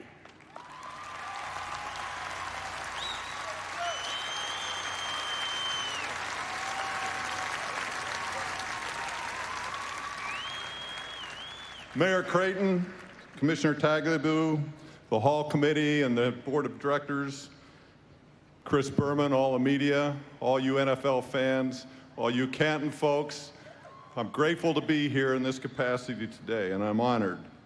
When I first drove up to the hotel last Friday, a fan jumped out with his son and said, "Son, this is Y.A. Tittle. Could we have your autograph?" I almost gave it to him. It would have been an honor to be Y.A. Tittle. Steve, I'm very humbled to be selected by you to do this presentation. You could have chosen a number of other people in your football life and in the other aspects of your life. He actually chose his mother, but she deferred. She said that I was always the one that said I wouldn't ever let him play football. In the sporting world, we talk about most likely to happen and less likely to happen as odds. High odds is like the Derby winner, 50-1, long shot. The odyssey of Steve Young and to become, in his football career, to arrive here at Canton has to be labeled as unlikely as a long shot. He was born in '61. His first toy, much to his mother's dismay, was a Nerf football. At 6 months, he suffered his first concussion. We lived in barracks-type student housing at University of Utah on the second floor, which was 45 steps up, and he was in a little walker with wheels, and down the steps he went with his mother close behind him saying, "My baby, my baby." His first organized football was in Greenwich, Connecticut, a town not exactly known for tough plowboy atmosphere. Rather, it's known for squash, tennis, sailing, and yes, a crisp game of badminton. The Midget Football League was actually organized by the dads. There was no town support, no Pop Warner, no anything. But Steve was 8, and he played in this 8 to 10 league. He didn't learn a lot about being a quarterback at that time because they made him a wide receiver. He always said to his great wide receivers, "I know what it's like. I've been in your shoes." Why not the quarterback? Well, that position was always saved for the coach's son. And I said, "Son, would you like me to be a coach?" He says, "No, I don't want to be known as the coach's son." So Canton seemed like a long ways away at that time. By junior high, he gravitated to quarterback, and he started to learn the art of passing. An ironic thing happened about that time. He was 13 years old, and I had a week off, and I said, "What are we going to do, kids, for vacation?" And Steve says, "I want to go to Canton, Ohio, to the Hall of Fame." And all of the other children said, "What? We're not going to do that."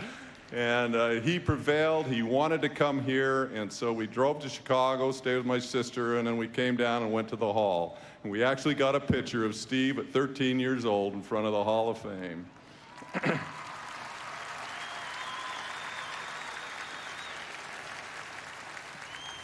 And of course, we had to go on to the chocolate factory at Hershey to satisfy the rest of the children.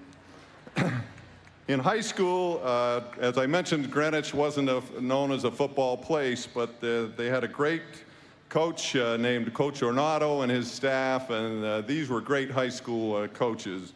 And they took essentially mediocre athletes and turned them into great football teams through team concepts and creating an aura of football. But here Steve learned how to be a running quarterback. The system there was a wishbone type system, and passing was not emphasized. And when the coach was asked why he didn't pass more, he often said, "Well, when you throw a pass," he says, "3 things can happen, and 2 of them are bad," he says, "so we play the odds." So Canton was a long ways away at this time.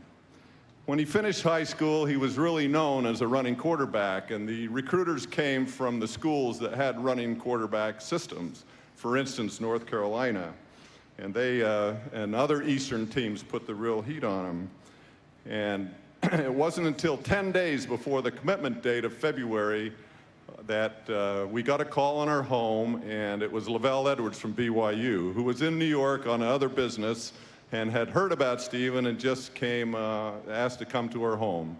And he said, "Steve, I'd like you to take a trip to our school." There was only 10 days left. He had already taken 4 of his 5 allowed trips, and he had another one scheduled someplace else, but he decided to take it. And he got out there, and a lot of his relatives are there, and he felt comfortable. And so when commitment day came, he did commit to that school. He arrived that next fall, and quarterback coach Doug had never recruited Stephen, and when the first depth chart came out, it had Jim McMahon on top and Steve on the bottom, 8 positions down. He didn't even get to scrimmage that fall, let alone get in a game. He was relegated to the hamburger squad, which was the team that usually runs the plays of the opponents for the next week. At Christmas vacation, he came home and said he'd had an interview with the coach, and the coach had suggested that he would never play football at quarterback position at BYU, and if he wanted to play, he better switch to defensive back. So he says, what'll I do? And I says, well, Steve, what do you want to do? He says, I want to play quarterback. And I said, well, why don't you go back and try the spring practice and see what happens? Well, as luck would have it for Steve, the quarterback coach, Scoville, left and went to a head coaching job elsewhere, and Ted Tollner of USC fame came in as quarterback coach and leveled the playing field and allowed all the quarterbacks to have a shot, and Steve was able to show what he could do, and by the fall, he was listed as number 2 behind Jim McMahon. Well, finally, after waiting all that year and really being a backup, in his junior year, he was finally able to start. And one of the first games was a game against Georgia, in Athens. And we drove from Connecticut down to Georgia to watch him play, and woke up Saturday morning. It was pouring rain. It was a miserable day. It never stopped pouring, and Steve had a great game of 5 interceptions. Canton was a long ways away at that time. By his senior year, though, BYU, through its great coaching and great players, did very well. They won a lot of games and went into postseason. One of the most ironic games was against Missouri in the Holiday Bowl, and at one of the last plays of the games, BYU was behind, and he threw a lateral pass to a receiver over on the right, who then turned and threw a pass back to Stephen coming down the sideline, caught it on the backside of the football, went in for a score to win that game. And that was a kind of irony that he wins the game by catching a pass.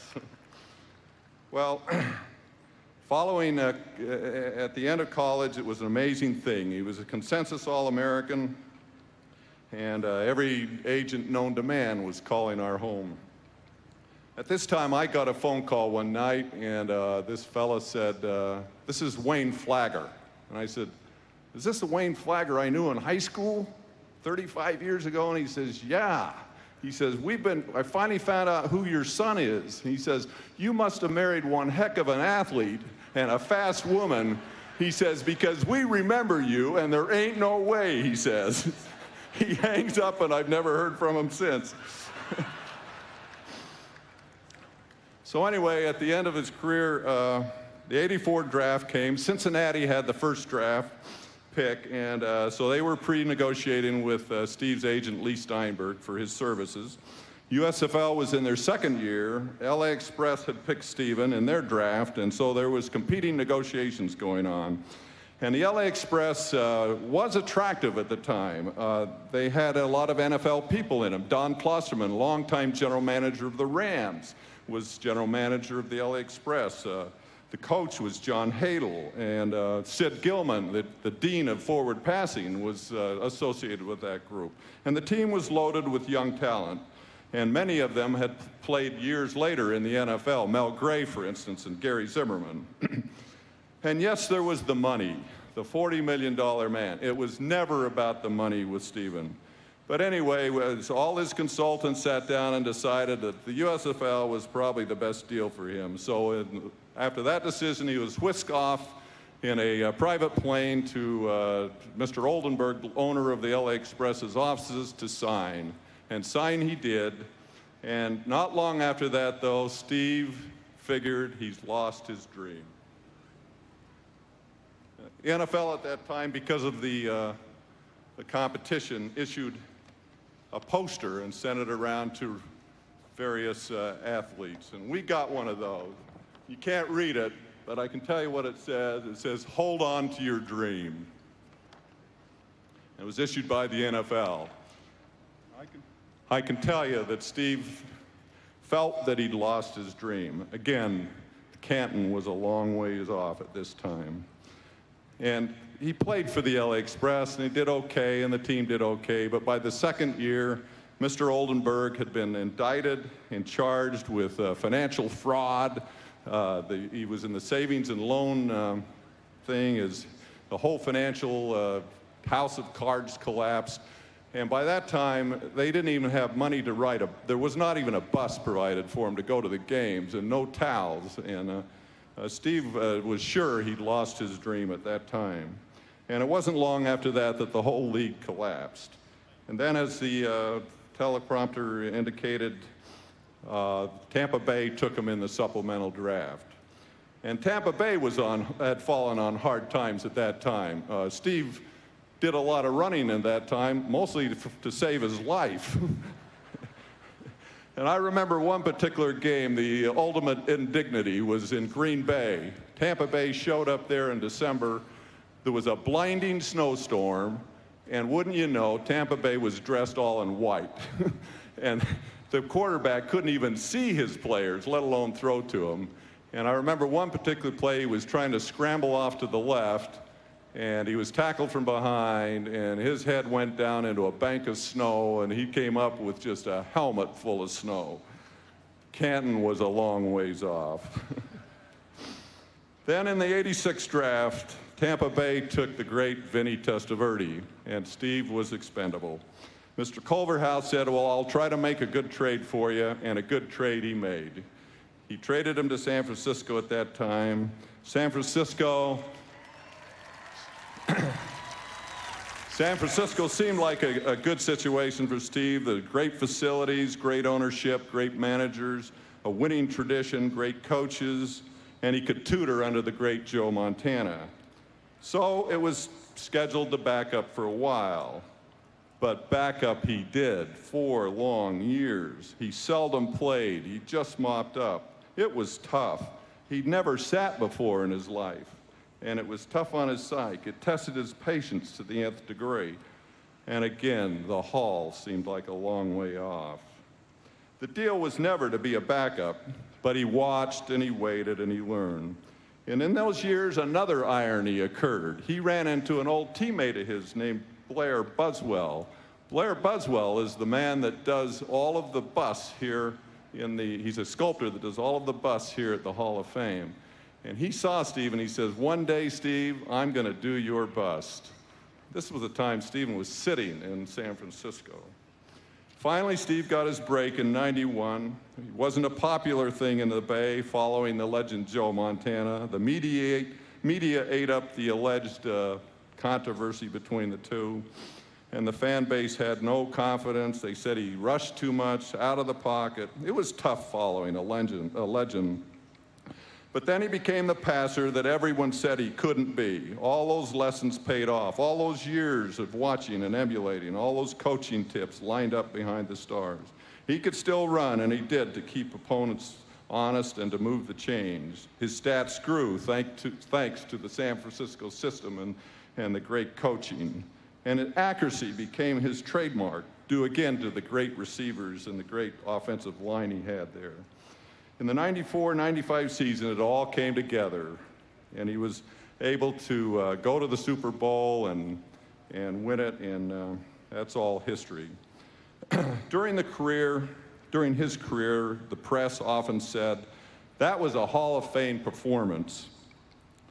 When he was nominated to be a candidate here at Canton, I went to the internet and got an entire history of the Hall of Fame, and I became in awe myself when I saw all of the players that I idolized as a kid, the Otto Grahams, the Hugh McElhaney's, Norm Van Brocklins, Y.A. Tittle, Jim Brown, Night Train Lane, Bart Starr, Ray Nitschke, Johnny U, and all the rest of these great fellas out behind me here. Then it hit me, what a tremendous honor just to be named a candidate with such great athletes and men.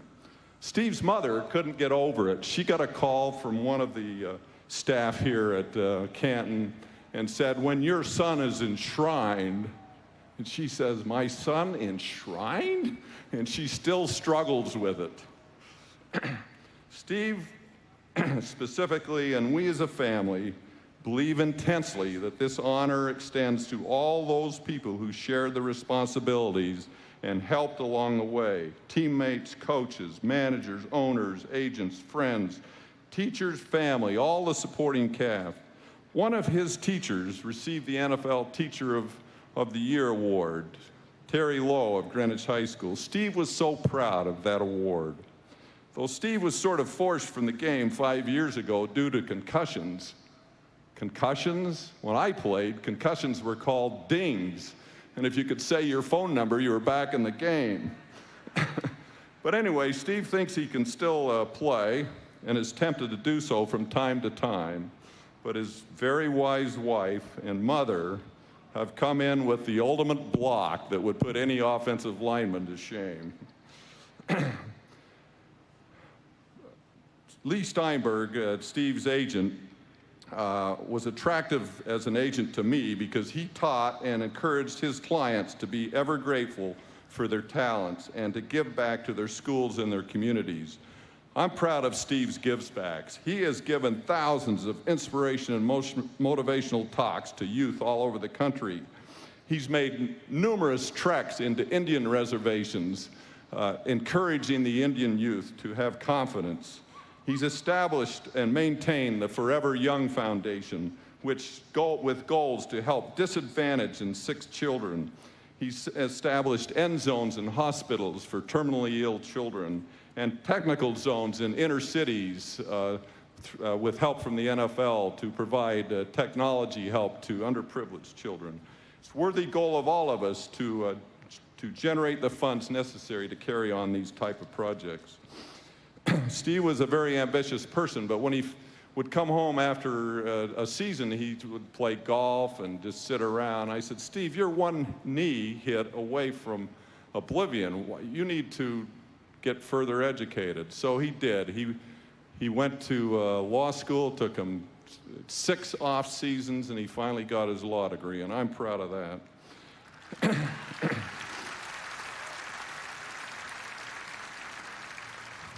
Steve is a dedicated and devoted family man. He loves, honors, and obeys his lovely and talented wife, Barb. Took him a lot of years to find her, but he's making up for lost time. He is ever grateful for his 2 young boys, and he spends an inordinate amount of time raising them with Barb. And he supports his siblings in many, many ways. He's a man of God. He's devout and lives a Christian life. As a father, I am indebted to God to have a lovely and fast wife, 5 productive and dedicated children, including Steve. Congratulations, Steve. Though unlikely, though the odds were very long, you have earned this great honor. Ladies and gentlemen, I present Steve Young.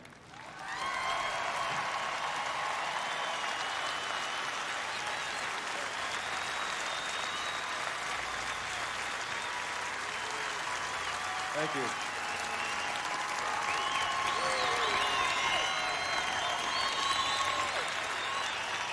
Thank you very much.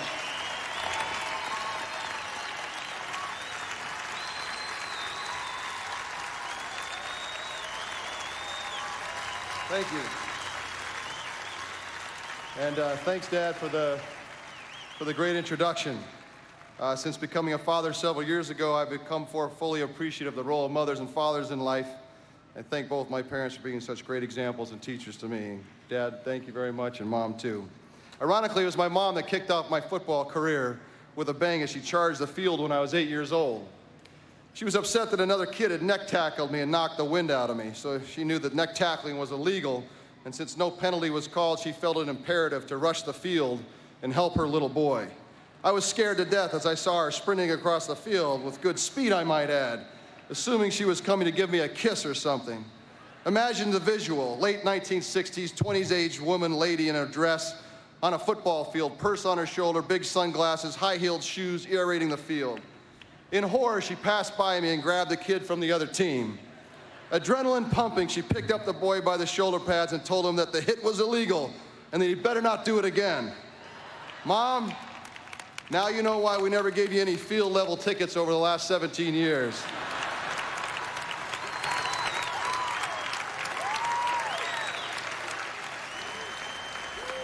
My greatest cheerleader. I thank all my friends and family that have come here so far to be here today. You can't imagine how far it truly is from San Francisco. I'm blown away for how many of you here. I judge a man by the company that he keeps, then you guys are making me look really good. Thank you. There's no way to ever give each of you the proper credit, so forgive me for not naming everyone. But the impact that you've had in my life, suffice to say, without your friendship and counsel, I wouldn't have made it very far. During our lives, we face many forks in the road and decision points that influence the direction we go. I feel so fortunate to have had so many people in my life who have been great friends and teachers who have played a significant part in guiding my journey so far. Especially my family, my brother Mike and Tom and Jim and my sister Melissa, all Americans in their own right. I am so honored to join this class of the Hall of Fame. You are wondering why it is so special. I know you are. It's because we're all quarterbacks, of course. Dan, it's a privilege to share the stage with you today. To the Pollard family, I honor your heritage through Fritz, a pioneer, African-American, and quarterback. To the Friedman family, we honor the memory of Benny, a pioneer in his own right. Our hearts and prayers go out to another one of our comrades as well today, Jim Kelly and his wife Jill, who lost their son Hunter. Jim, we love you, and our thoughts are with you today. As my dad said, I'm not sure where a Hall of Fame career starts. I look back and he mentioned the 6 interceptions. He forgot to mention my JV year when I also threw 6 interceptions. Or is it the 6 touchdowns in Super Bowl 29 or the 6 passing titles? In between was a lot of failure and a lot of success. So I know the road to greatness is not a smooth path. Learning from our failures, all of us, is as important as learning from our successes. I did not learn all these things on my own. I have been the recipient of the best coaching that one person has collectively ever had over my 30-year football career. My dad mentioned Mike Renato at Greenwich High School, the hotbed of football. Then there's Lavelle Edwards, also a Hall of Famer himself. Mike Holmgren coached me fresh out of San Francisco State at BYU, and Ted Tollner. It was the great John Hadel and the Hall of Famer Sid Gilman who convinced me to let them tutor me in LA. Along with Don Klosserman, they made a great threesome and taught me more about pro ball and quarterbacking than I could get in a lifetime. Sid Gilman would tie my feet with a rope and taught me that playing quarterback was an art form. He'd always gravelly say, "This is not a game, it's a canvas and you are Michelangelo." I love Sid. He convinced me not to listen to the many people who believed at the time in the mid-'80s that you could not be a great quarterback if you could scramble. Go figure, times change. It never made much sense to me anyway. The coaching hit parade never subsided in my career. When I got to San Francisco, it was only my favorite college coach against Mike Holmgren, future Super Bowl winner, and again Bill Walsh, the man with the most impact in football over the last 25 years. The innovation and enlightenment that he brought to the game is now commonplace in the league. We know about the West Coast offense that half the league runs now in some form, as well as the other intangibles that he brought to the game, like limiting contact in practice to save legs and injuries. His influence is now all over the league, and I was grateful for the formative role he played in my progress. He believed in a scrambling lefty. Thanks, Bill. George Seifert pushed me very hard and never let me rest. The situation we were both in demanded no excuses. It was Super Bowl or bust in San Francisco. Tough place to live. I never thought I would like a defensive-minded head coach, but he and I were champions together. I have to say, today in the audience, I've never been more productive as a player than in Mike Shanahan and when Gary Kubiak were my coach. Mike, thanks for coming today on your off day in training camp. That tells you a little something. He and I were equally intense, and he drove me beyond my own standards. He believed that I could be an MVP quarterback, one of the best game day play callers I've ever seen. His famous quote to me before Super Bowl 29, "Steve, don't worry, we're gonna crush these guys." Yeah, well, we did, and he knew. Steve Mariucci coached me to the end. His enthusiasm and vigor for winning was contagious. Both he and Marty Morningweg made me enjoy the game more than I'd ever had in the past. They helped me realize how much fun a game can be, even with all the expectations of Super Bowls. Mooch always yelled at me, "Is this fun or what?" Yes, it was. Along with the teammates that have your back, as my dad mentioned, Lee Steinberg over the years. a sports lawyer ahead of his time. With Jeff Morad, they were the sports rep dream team. Joined by Dave Dunn, every negotiation I had, which there were many, they had done it like as if I had done it myself. I never felt awkward because they negotiated with an eye to what I would have done if I would have done it. What better representation can you have than the people who represent you, the person as well as the player? Football is a unique sport. There is no statistic, no touchdown or passing yard that is accomplished by a single person. The rarest of sports in that you cannot do it alone. Just think about the times you have achieved something on your own. How great was the celebration compared with when you achieved something when you were on a team? Whether in sports or in business or with your family, the celebration is so much richer and enjoyable when it is with other people. My favorite moment still was the 5 minutes after the Super Bowl when we were alone in the locker room, just the 50 players and coaches, kneeling in the Lord's Prayer, then looking up at each other and realizing that yes, we were world's champion. No media, no one, just us. That feeling when you do something great together is like no other. No MVP or passing title can compare to that feeling. That is why football players talk about the camaraderie with a deep sense of passion and commitment. It is the sport that when one of your guys says, "I've got your back," it is not figurative. You depend on them physically and emotionally. A Hall of Fame career is loaded with hundreds of best friends, guys that have your back. I am overwhelmed today to think about the great men that I knew in my 17 years as a pro, that taught me about what it means to play as a team with your heart, might, mind, and strength. Men who shared my passion for working together, to get it pushed across the line, despite injury and fatigue. Many were my heroes while I played. With them, and only more so now that I don't. This honor for me today is also an honor for all those that I played with. The season of an NFL player is fierce. Unlike baseball and basketball, where you play lots of games, in football it's only 16. You can't afford to lose. The routine of training camp, the tricks we played on each other, the hang time with the boys, the gallons of sweat left on the practice field, the drama of who would be the starting players, the daily routine of tightening the cleats, smelling the newly cut grass, laboring through films, getting constant feedback are all things I will never forget. The anticipation of playing the Cowboys on Monday night, the rhythm of the three-step drop, the thrill of the 2-minute drill, the memorization of all the plays and the multiple options that Bill Walsh forced me to learn are lasting memories. Cinching up the shoulder pads and pulling up the socks, walking out into the tunnel and seeing a stadium full of red, the Blue Angels buzzing over the stadium like today, the Star-Spangled Banner, all leave an indelible impression on my mind. I think we all love the game because it in some way is a microcosm of the lives in 4 short quarters over a 3-hour period. Filled with twists and turns, unexpected and thrilling, and can you leave you breathless and heartless in a flip of a coin? How exciting. Makes me want to strap it on again. I can taste the pride that I felt to be able to put on a 49er jersey and represent the great city of San Francisco. We did not think we were going to win. We knew that there was no alternative. Eddie DeBartolo, as anyone who played for him knows, is one of the all-time greats. Playing for him was a pleasure. Eddie and Carmen Policy took a huge chance with me. In essence, bet the farm, and we collectively delivered. How could you not love playing for Eddie? The rumors are true. He was the best.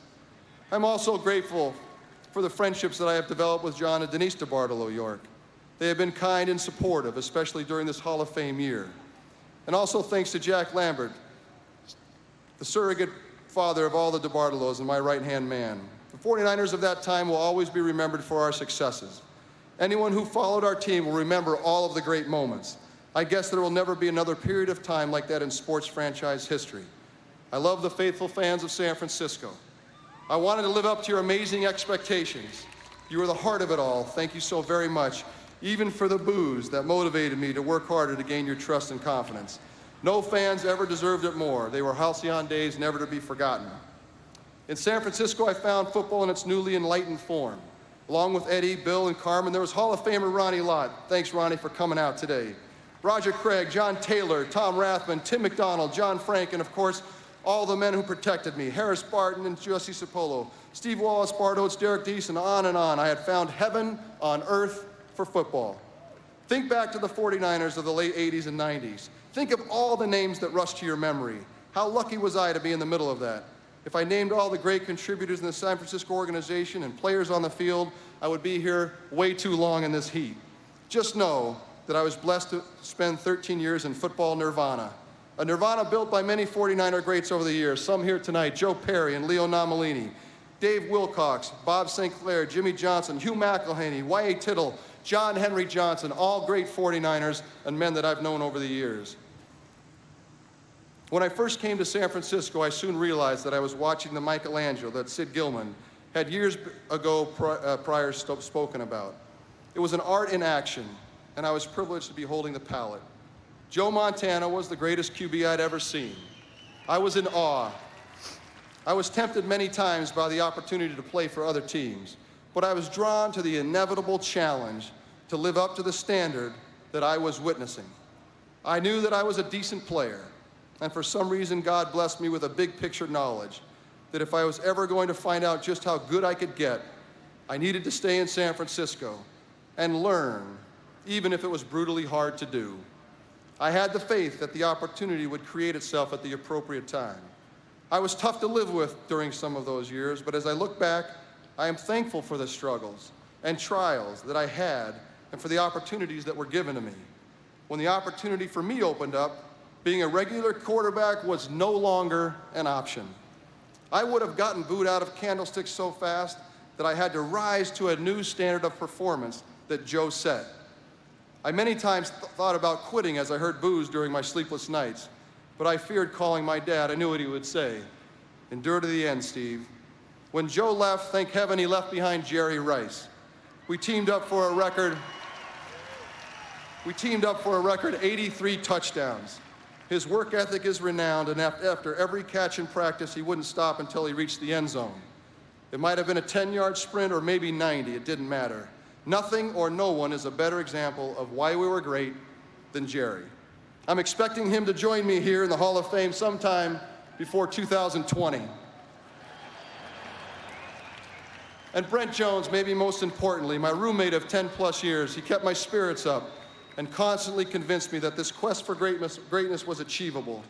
He endured my psychotic nature at times, listened to me, and was a great friend both in difficult and good times. He was an all-pro player and an all-pro friend. Football is the only major sport that plays with a ball that is not round, and given that, there is destined to be some unique bounces. No career, no matter how great, is smooth all the way through. But one thing is for sure, if you are lucky enough to make it a career, you cannot play very long without a love of the game. The game demands too much of you physically, emotionally, and even spiritually to stay in it if you don't love it. I don't care how much you get paid. You show me a 6, 8, or 10-year veteran of the NFL, and I'll show you a man that loves the game by definition. Money isn't the key at the moment of impact. I have seen a lot of guys play for money in practice and warm-ups, but I have never seen one play for money at the point of contact. You cannot buy a football player on game day. He plays for the love of the game, and that is why it's impossible for money to ruin it. I love the game of football. It is an amazing sport that teaches kids and adults powerful lessons that can contribute to making us successful human beings. I love that so many people are drawn to the game. You can see here today. It is no surprise to me, and I encourage others to get involved in the game, to allow your children to play as long as properly coached. Teamwork, accountability, dedication, trust, faith are a few lessons that my teammates and I have learned over 17 professional seasons. I have thrown 107 interceptions in my career.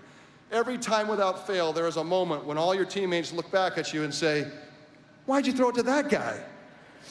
Either by their words out of their mouth or by the look on their face. The latter even hurt more. All the mitigating circumstances and excuses came rushing to my mind. The receiver turned the wrong way. The lineman missed the block. The ball was wet. It was tipped by a defensive player, and on and on. You can think of all the excuses. It was years before I learned the tough lesson that my teammates didn't respond to mitigating circumstances. Despite the fact that the excuses were true, they did not care. I thought that I lost them with the ducking of the original question. But why did you throw it to that guy? The bottom line was that I had messed it up. I learned to turn to my teammates and say, "I messed up, it's on me. But we are going to go down and score next time down the field. What do you say?" I know my teammates and friends can attest that I like my options and have a hard time deciding. But when you grow up having big linemen ask you tough questions about your decision-making skills, it has a lasting impact on you. Learning to be ultimately accountable for my throws has taught me an enduring lesson in life. You must own up to your mistakes, and then more importantly, repent or fix the problem. I used to hold onto the ball despite the fact that my receiver was open because I couldn't see him. I'm a lot shorter than Dan. Many times the big lineman blocked my view. It was Mike Holmgren who yelled at me one game and said, "Jerry's open. Why didn't you throw it to him?" I said, "I couldn't see him." "Well, you better start seeing him." Thanks for the tip. I'll be sure to start seeing what I can't see as soon as I can see it. But it made me pause. Maybe it would be good for my career if I just threw it where I thought my receiver was. I had just seen him a second ago. I knew where he was headed. Throw it. Simple. Go on faith and knowledge. You can believe that I have learned that lesson many times. Trust your instinct and let it fly. Think about it. There are 50 guys on a team with 50 different personalities, different races, religions, socioeconomic backgrounds, geographies, family histories, education, interests, trials, on and on. Most of the guys have very little in common but for their passion in football. Championship football cannot be played without a sense of love and respect for your teammates. When the game starts, all our differences become unimportant. There becomes a sole focus on a common goal, and you embrace and appreciate the unique gifts people bring. It is amazing to see players rise to the level of expectation and work together for a common goal. Football is the great metaphor for life. For me, it will never again be 3rd and 10, late in the 4th quarter, down by 4 at Candlestick Park. Nothing in life can be like those great moments. But with those experiences then, and all the other good things that happened, life today is even better. With my wife Barb and my 2 sons, Braden and Jackson, I have found the secret to life: loving others more than yourself.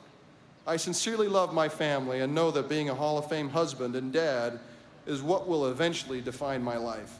Thank you, Barb, for your sacrifices for our family. Thank you to the Hall of Fame and all the great men inside. I stand on your shoulders today and hope that we collectively inspire those playing today and on into the future to live to your legacy. I am honored to join your ranks today, and more importantly, I stand to honor those in my life who made it possible. Thank you very much.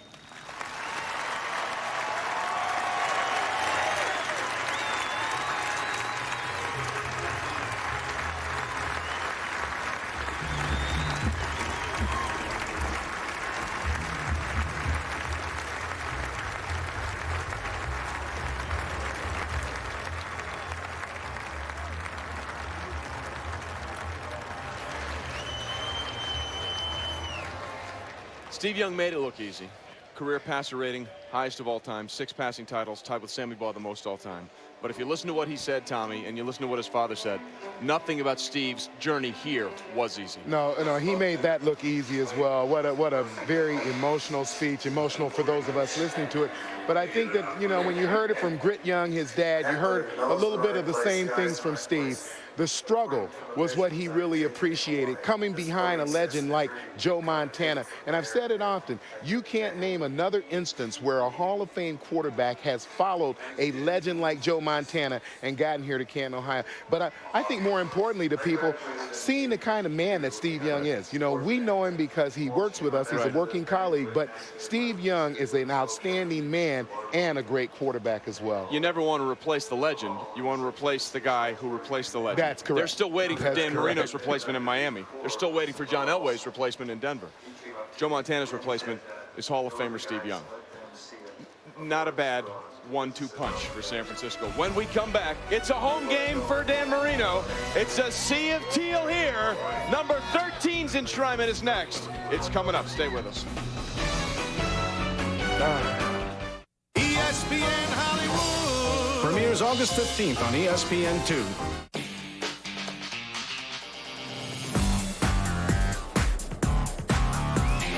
Look who's in the house.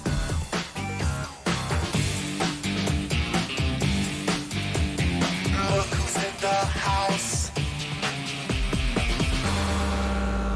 Computers, service. together now. Geek Squad now at Best Buy. The world's best-selling automatic transmission. Unmatched ride and handling. Industry-leading independent rear suspension with over 11 inches of ground clearance. On-demand all-wheel drive. And now, during the Polaris factory authorized clearance, get up to $500 in rebates, plus a free double factory warranty and payments of only $69 a month. Get the world's toughest ATVs at the lowest prices of the year during the Polaris factory authorized clearance. For over a century, scientists have chased the missing links of evolution. Some experienced rejection, some committed fraud, some found glory, and some may have opened the doors. It's a baby. To over 3 million years of human history. The question that everybody wanted to know is, where did we come from? Boy, did they give us an answer. Ape to Man. Tonight at 9, 8 Central, on the History Channel. The evolution of evolution begins. There's an easy way to save even more at Motel 6. Just book online at motel6.com. You can't miss. Motel 6, official lodging partner of the PBA. Headache?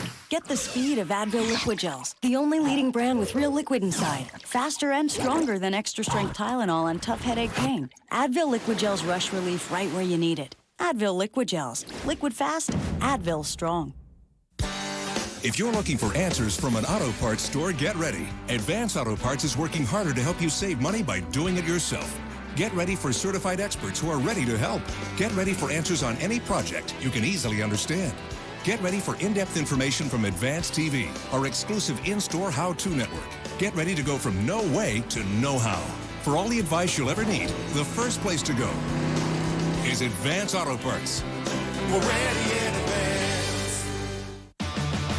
X Games 11, today on ABC. He jumped a skateboard over the Great Wall of China. Now Danny Way goes for X Games gold in skateboard big air.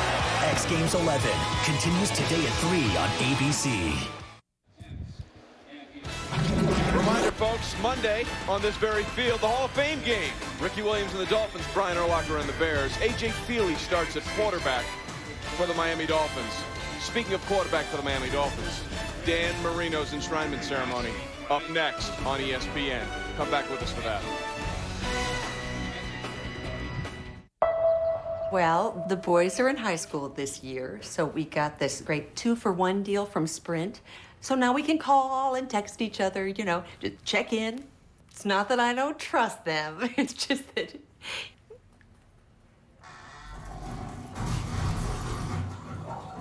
It's all good. And it's going to get better. Now, buy one of our most popular Sprint PCS Vision picture phones for $49.99 and get one free. Sprint PCS, now that's better. Tonight at Red Roof Inn, Bill stays in a business king room. Look at the space. And feels like a business king himself. Multitasking. Chances of me working are remote. Don't miss the redesigned, rededicated Red Roof Inn and Accor Hotel. People should be treated fairly. That's why eLoan has fought for the strictest privacy laws in the industry. Check out our current monthly mortgage options. Those are some of the revolutionary ways we're changing the lending industry. eLoan, radically simple.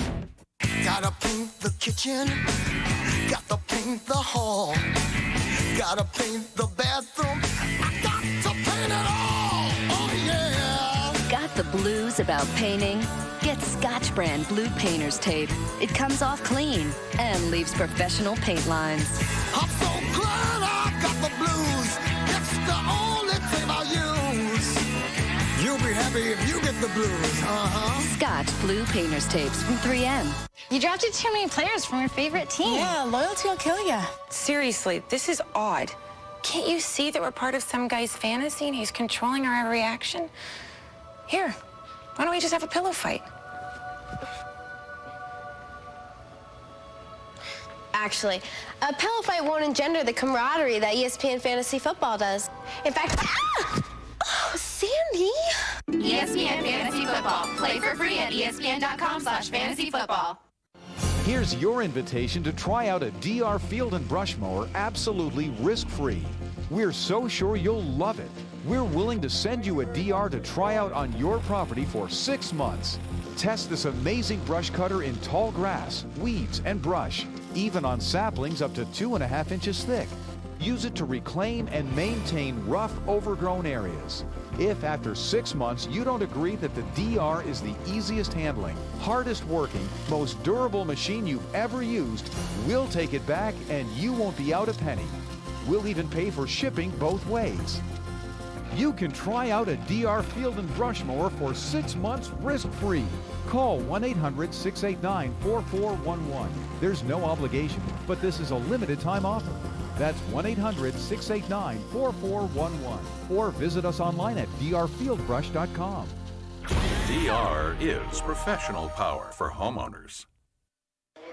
Well, they've been with us all day. Our thanks to the Goodyear fleet of airships for their aerial coverage. And Goodyear reminds you to travel with peace of mind in Goodyear's new Assurance tires this summer. The Spirit of Goodyear airship based just up the road from Canton, Ohio in Akron. And then there was one, the final act in the 2005 Hall of Fame enshrinement ceremony.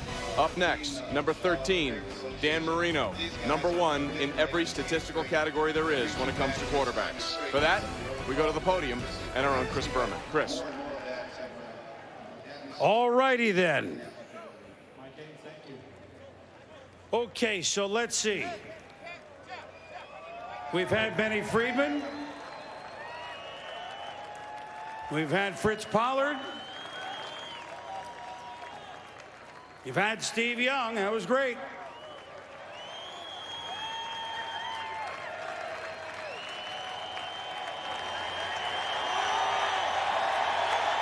Am I forgetting something?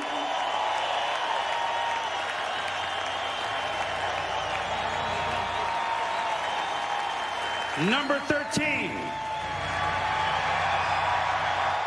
I get a feeling I might get a little reaction.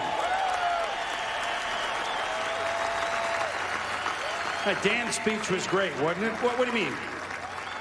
You missed it? Oh, his speech is like his release. You blink and it's gone. It's coming, don't worry. Number 13. Boy, did Dan Marino make that a lucky number, huh?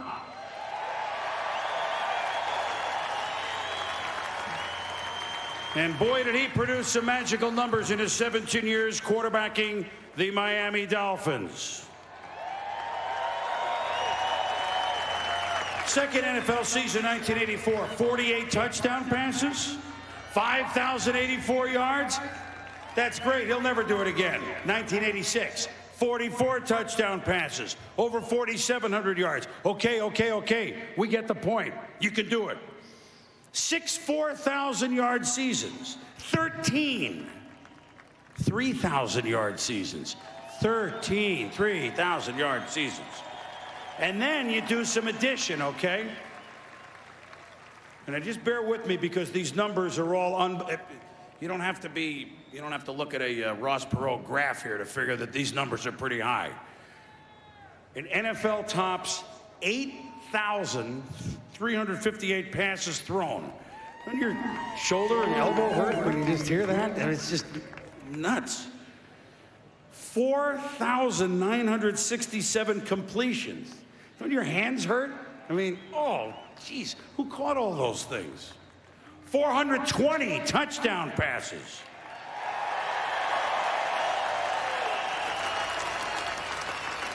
The next is 74 less. 61,361 yards. Wow. The next is 10,000 yards less.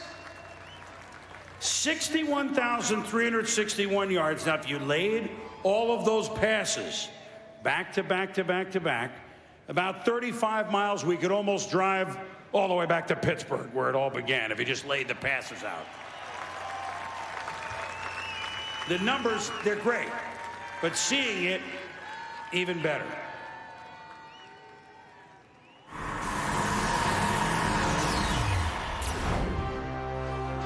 The sixth quarterback taken in the first round of the 1983 draft, Dan Marino rewrote almost every passing record in the book.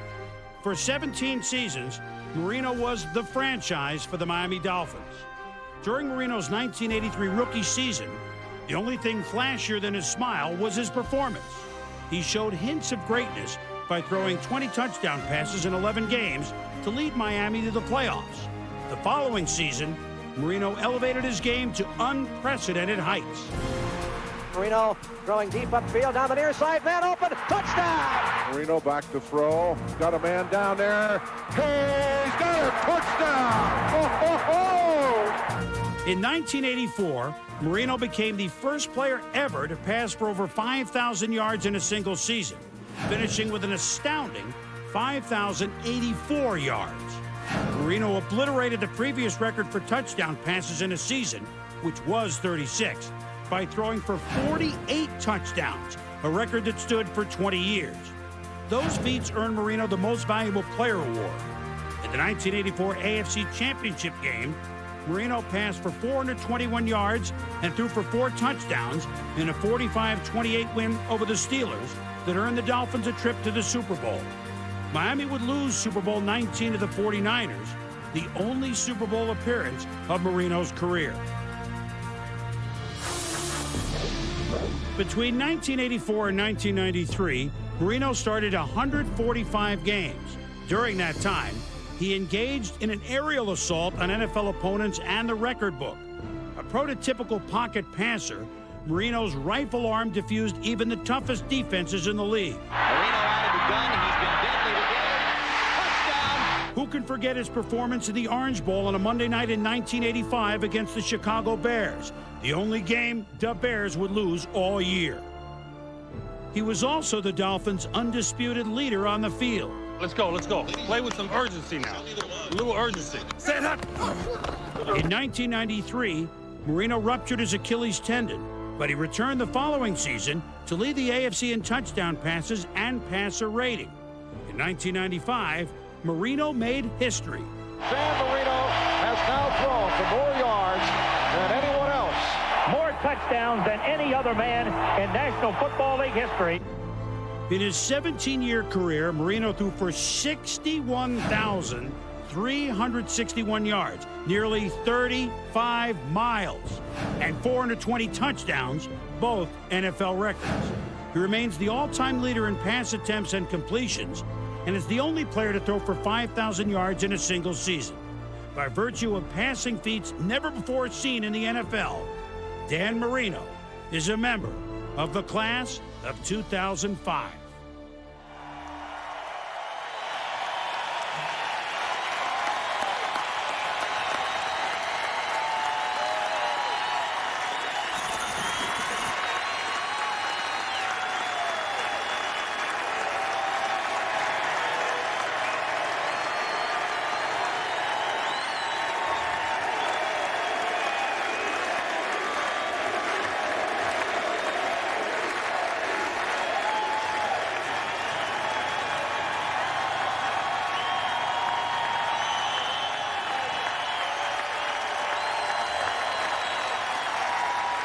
I think you got some friends here, pal.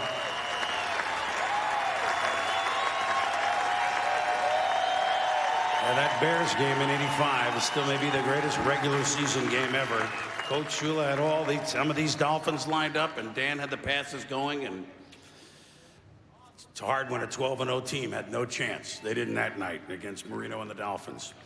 Dan and Claire Marino have 6 children, which means that the oldest has had to call a few signals in his time as well.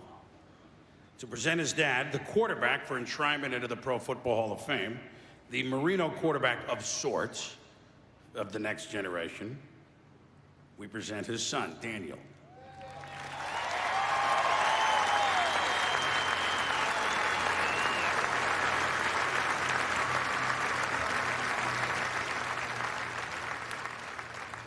Good afternoon.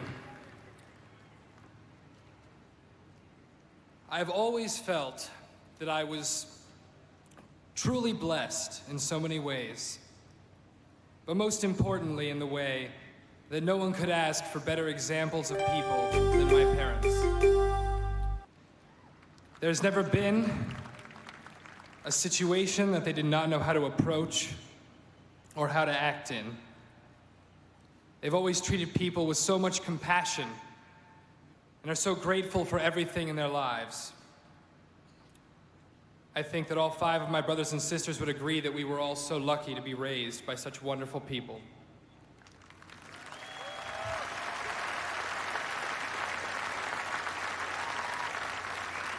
My father has made a lot of smart decisions on the field, but I believe his smartest decision he has ever made was one he made off the field. He chose my mom.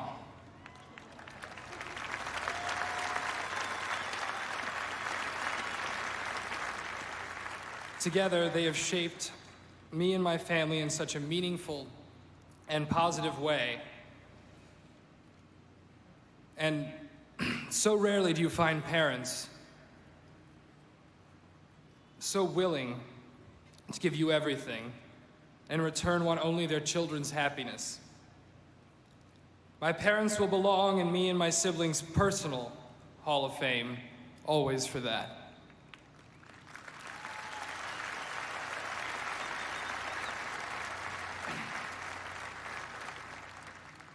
I'm often asked the question, are you a football player? Or does your dad want you to play football or sports? It may seem to many people that that would be appropriate, but my father has always supported me in whatever I chose to do. Whether I was performing, whether Joey was golfing, whether Allie was horse riding, whether Michael was DJing, as I'm sure he will support Nikki and Leah in whatever passion they choose to pursue.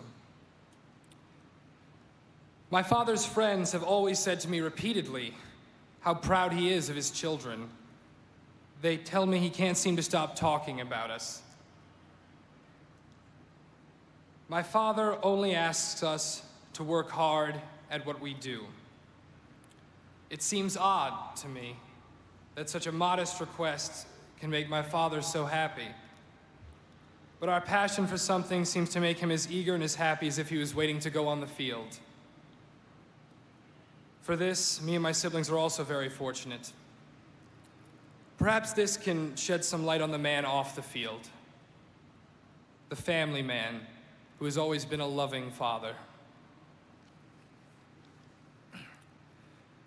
My father played quarterback for the Miami Dolphins from the years 1983 to 1999.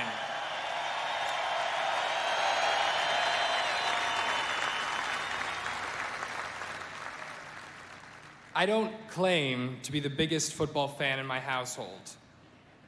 Aside from my dad, my brothers Joey and Michael have that honor. Growing up watching my dad was difficult with a preteen attention span, and even tougher with a preschool attention span. However, from that time, I will never forget the scars on my arms from my mom's fingernails when she squeezed them for dear life watching my dad on the field. But now that I'm older, I can appreciate more what my father did. And I sometimes watch my father's old games on tape. And I can't put into words the experience of watching your father when he was young win a game. When he yells, when he skips off the field, hugs his teammates and his coach, and a look of competitive accomplishment on his face. That look always made him stand out for me a little on the field. I don't think my father was ever out of the game.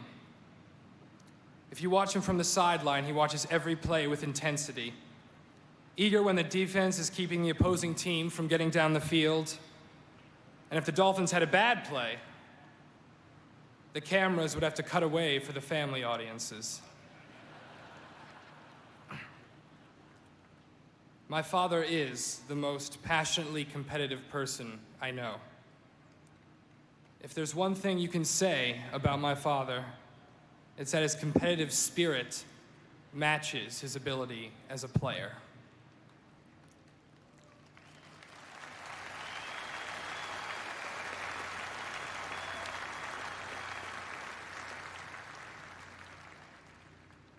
In the same way that my grandfather is my father's hero,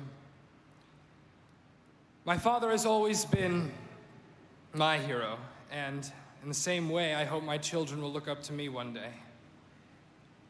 But it would be selfish of me to say that I'm the only one who looks upon my father as a hero. My father has given so much to the community he lives in. The time he has spent with the sick and terminally ill children, the Dan Marino Children's Hospital founded for children with neurological disorders, the Dan Marino Foundation that has worked with children's charities in South Florida, have, I'm sure, all earned him the status of hero with many other people. Both my parents have given so much time to helping the community in which they live. And my father's hand reaches far beyond the community he lives in as well.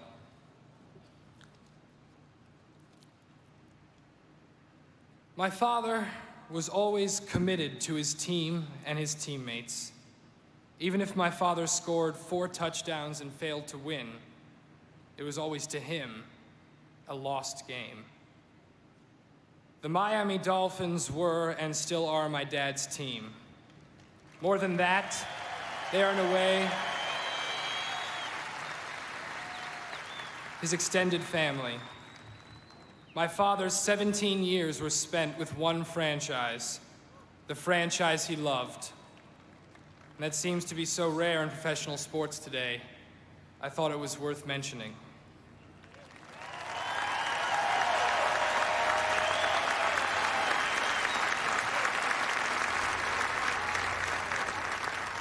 I've always felt that talent, if nothing else, is something you don't have control over. My father was very lucky in that department. But it's what you do with your talent that counts. My father, when he played, worked his hardest and always played to the best of his abilities. I think that's all a coach could ask of a player, and furthermore, all you could ask of a person.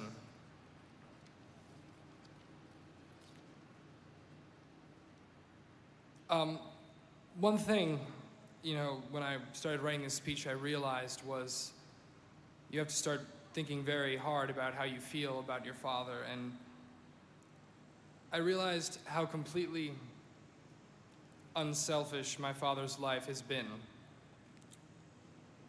His induction into the Hall of Fame is in recognition of his abilities and career on the field. But I personally feel it's also in recognition of my father's life in many ways.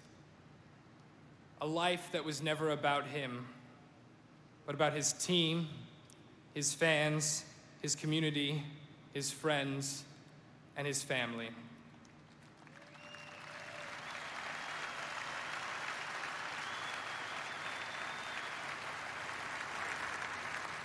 I'd like to introduce to you my father, my hero, and my friend. Ladies and gentlemen, Dan Marino.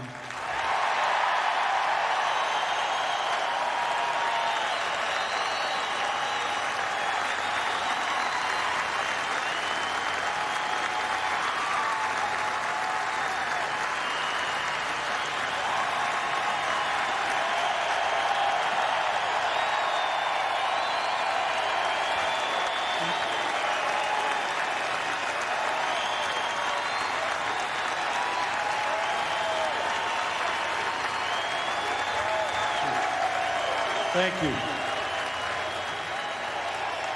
Thank you so much.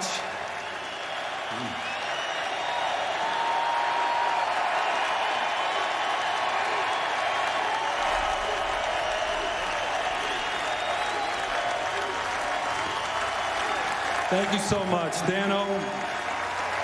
I call him Dano. I'm so proud of you, son. Thank you. You did a great job. He literally wouldn't let Claire or I know what he was going to say, and thank you, son. I'm very proud.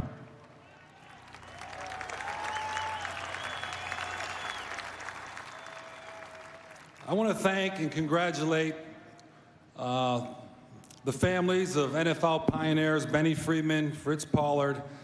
I enjoyed being with you this weekend, the families. Steve Young, congratulations on your induction. I've always admired your style of play. It's an honor to be in the class of 2005. To Jim and Jill Kelly, they've been friends for a lot of years. I can't imagine what you're going through. Our prayers are with you.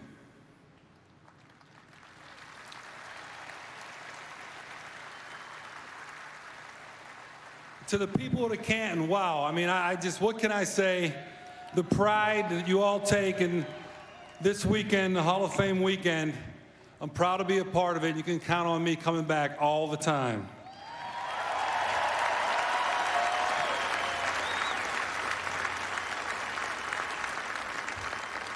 Last January, when I was elected to the Hall of Fame, I challenged all Dolphin fans to overrun Canton, Ohio. And you know what?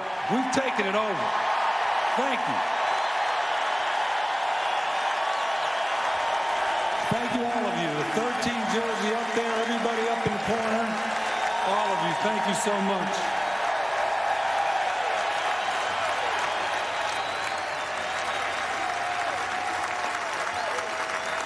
I started playing football when I was 10 years old. That year, my father and I took a short drive to a very special place, 90-minute drive from Pittsburgh to Canton, Ohio, where I spent the day with him at the Hall of Fame. And to think now that 33 years later, I'm actually here with my mother, my dad, my family, teammates, friends, being inducted in the Hall of Fame, it's overwhelming and an incredible honor. And it's also an honor to be up here with so many great Hall of Famers that include the great players and coaches that have made the game what it is today. It's humbling, and I'm proud to be part of this special club, guys. Thank you.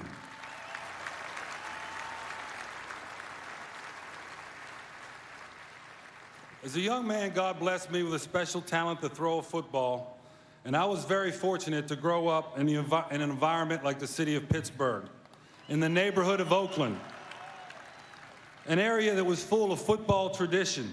My dream started right there on Parkview Avenue in Oakland, and it stayed there for 21 years. There's not many players that can say that they went to grade school, high school, college, all in the same neighborhood, all within a short walk from the home that I grew up in. It was literally a 10-minute walk from my home to the 50-yard line of Old Pitt Stadium.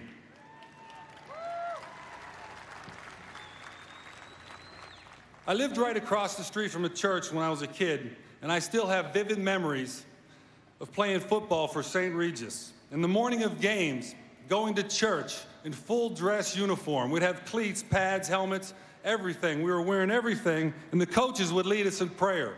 And would say Hail Marys and Our Fathers in praying for victory. And then we'd march down the street, cheerleaders, band playing to play our game.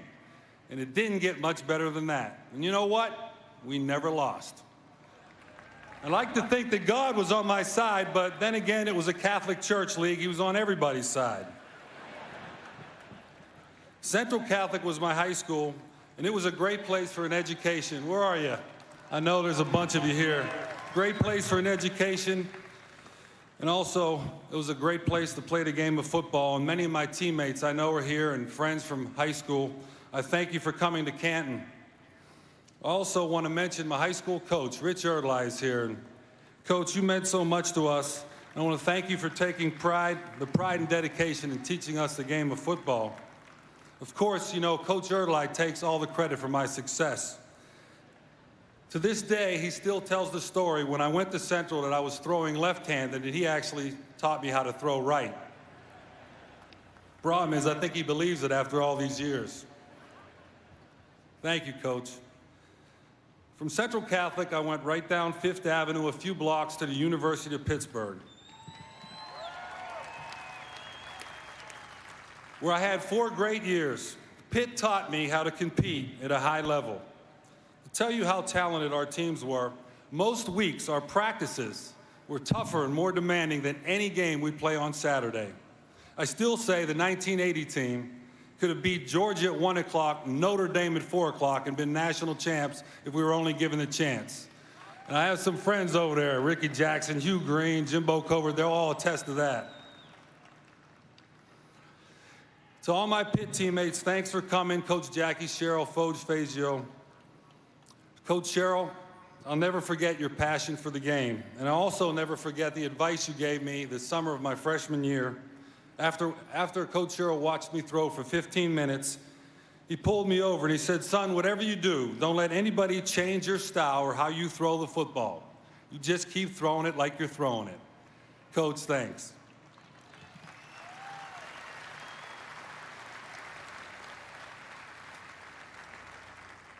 Then came the 1983 draft, and I will say it was an interesting day. I've always been asked the question, did it bother me that 26 teams passed on me in the first round? And I would always answer no. Well, I lied. Today, I want to thank those 26 teams for passing on me. You gave me an opportunity.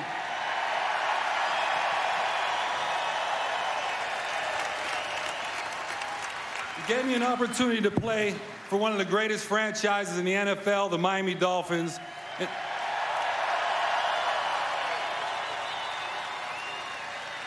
And be coached by the greatest coach ever, Don Shula.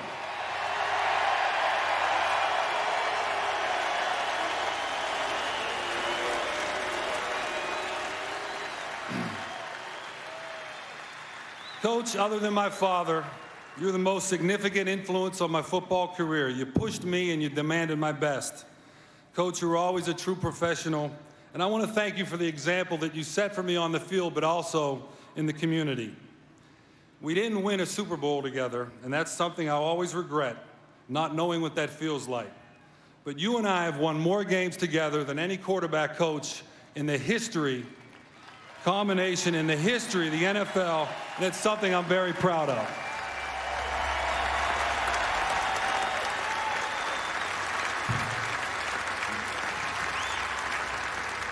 Football is the ultimate team game, and as you know, no one gets to the Hall of Fame alone. And I'm honored that so many of my Dolphin teammates are here today. Many of you showed up, and I thank you. And right from the start, you've helped me. I remember my first start, going back to 1983. It was against Buffalo, and I was a rookie. And to be honest, I was a little nervous. And as I stood on the sidelines, I remember a veteran safety coming up to me, Lyle Blackwood. He came up to me with a serious look, and he shook my hand. He said, "Dan, good luck today. And I don't want you to feel any pressure, but remember this one thing. If you play bad, we'll lose." Now that's pressure on a rookie. For 17 years, I was blessed to play with so many great players and coaches. Through all the good times and bad, all the wins and losses, one thing I could count on is I could count on my teammates. I want to thank all the linemen, you guys for protecting me, all the receivers for the tough catches, all the coaches for helping me be the best player I could possibly be. I will cherish those Sundays that we lined up together.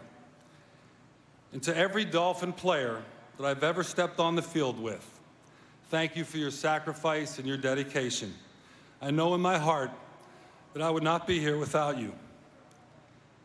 All of you, every player, every coach, I share in my induction into the Hall of Fame, and I share in this bust. I mean that.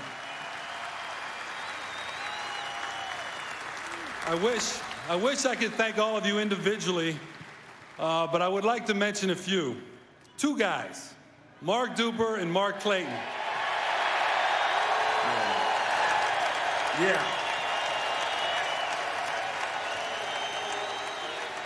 you deserve it.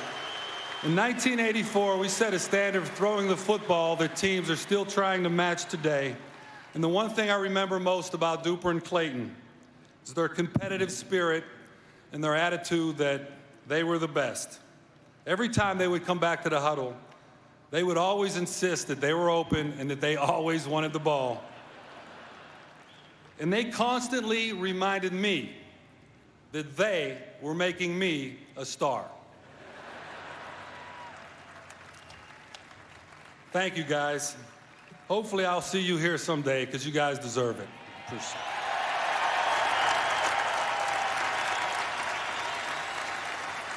To my fellow Hall of Famer, Dwight Stevenson, who's right back here. Dwight, it was a privilege to take snaps from the best center to ever play the game of football. And to my main man, Don Strock, sitting right here. My kids call him Uncle Don. As a quarterback, I couldn't have had a better teammate to learn from or a better friend. Coach Shula, Stroker and I have something to confess. We used to have special hand signals that we'd use that if we didn't like the play you called, well, Coach, we'd just change it. And Coach, I'll tell you, it was Don's idea. I was one of the fortunate few to spend his entire career in one place, one team, and play for two great owners. I want to thank the late Joe Robbie and the Robbie family for bringing me to Miami.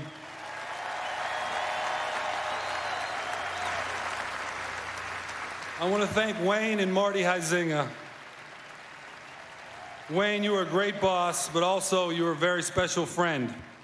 Thank you for your commitment to the Dolphins, but also for your commitment to the community in sports in South Florida. That's right. There are so many in the Dolphin organization who've helped me over my career. The trainers, equipment staff, community relations, the PR department, and also one man that stood for class in the entire franchise, former President Eddie Jones. Eddie, I would like to thank you for your commitment to the Dolphins. And I want to thank all of you in the Dolphin organization for helping me on and off the field. You're all a special part of my career. This is a proud day, not only for me, but for the entire Marino family. And I'm blessed that you're all here. But there's one lady who's missing, Great-Grandma Marino. Grandma was a true Dolphin fan. She was a true sports fan. And what I loved about Grandma is she'd always say that I never threw an interception, it was my fault. And I believe Grandma. I think she was right. But she was a great lady, a tough lady, and we wish she was here. My younger sisters are here, Cindy and Debbie. All the games you went to, supporting me and cheering me on. It seems like you always put me first, and I'm glad you're here with your families. To my mother and dad, we've come a long way from Parkview Avenue. Mom and Dad, I still can't figure out why they called it Parkview Avenue, because there wasn't a park and there wasn't no view. But I can tell you that a son couldn't ask for better parents. And Mom, thank you for your dedication to Cindy, Debbie, and me. We're lucky to be raised in such a healthy and loving environment. You're the best, and I love you.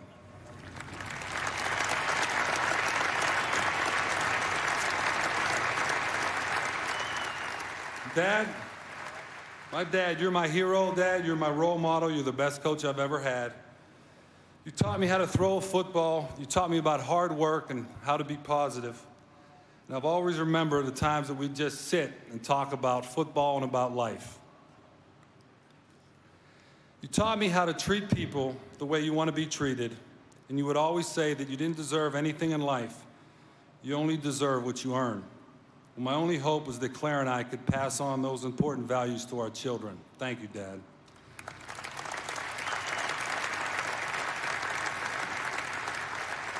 My dad would always tell me that no one does it better. Well, let me say that no one is better than you.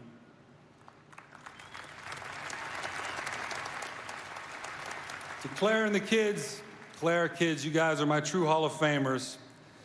You guys are my whole life. You mean everything to me. Win or lose, no matter what the situation, kids and Claire, you're always there with smiles, hugs, and kisses. Dano, Michael, Joey, Allie, Nikki, Leah, I love you guys. Claire, we've had 21 years together. You've been my best friend. You've been an incredible mom.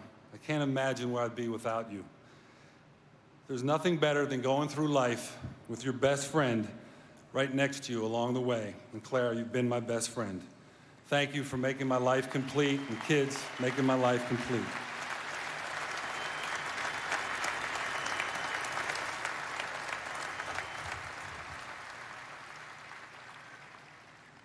Looking back on my career, I've accomplished many things. But what I cherish more than any record that I hold, any fourth quarter comeback, any win that I was involved in, what I cherish more are the relationships that I've made, the people I've worked with, the teammates I've lined up beside, the opponents that I've competed against, the friends and family. That's what I cherish most. My son and I talked about what I was going to talk about in my speech, and when it went back and forth, he said, "Dad, you need to tell everyone what you missed most about the game." To tell you all what I missed most is for 17 years, running out of the tunnel, knowing I was the starting quarterback for the Miami Dolphins and playing in front of the greatest fans in the world. That's what I missed most.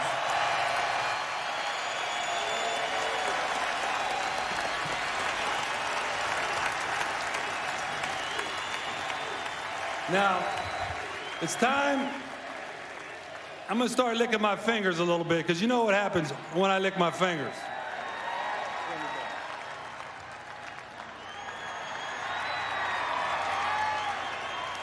Of course, in the end, every quarterback wants one more thing.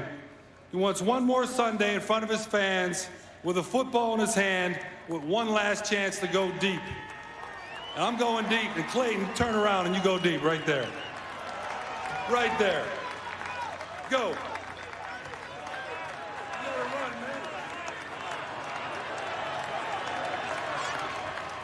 He was much quicker in his younger days, you know what I'm saying? Much quicker.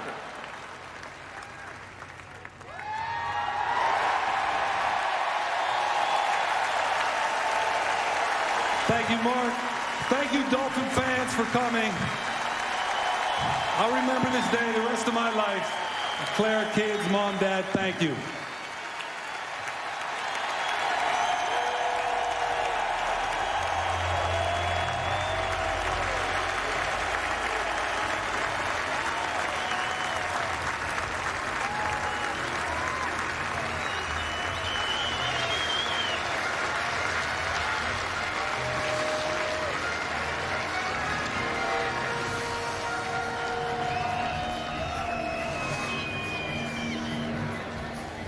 Was there any doubt that pass was going to end up anywhere else but right in Mark Duper's hands? Stay with us. When we come back, we'll talk about the amazing speech by the Dan Marinos we just heard.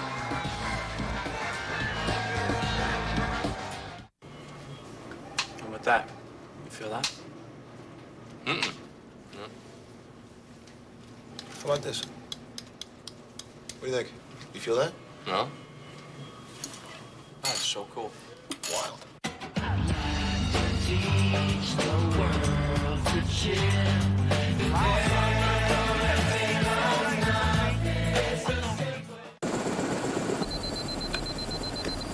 Dude, we are so stoked. Going hella morning, dude.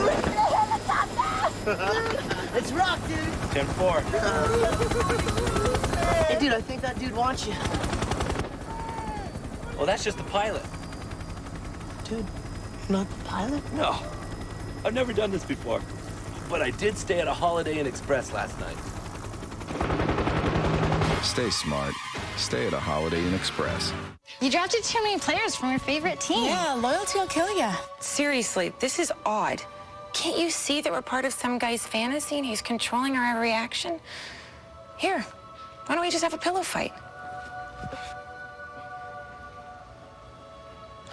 Actually, a pillow fight won't engender the camaraderie that ESPN Fantasy Football does. In fact, oh, Sandy! ESPN Fantasy Football. Play for free at ESPN.com/fantasyfootball. We're a team. One player triumphs, we all triumph. Coach Carter is now on pay-per-view. I'm the new basketball coach. Read the inspirational story of one man. You can't show some class? Act like a champion? Who turned troubled kids into winners. These boys are student athletes. Student comes first. A portion of your rental will be donated to the VH1 Save the Music Foundation when you rent Coach Carter with your remote. Samuel L. Jackson. Coach Carter. Rated PG-13.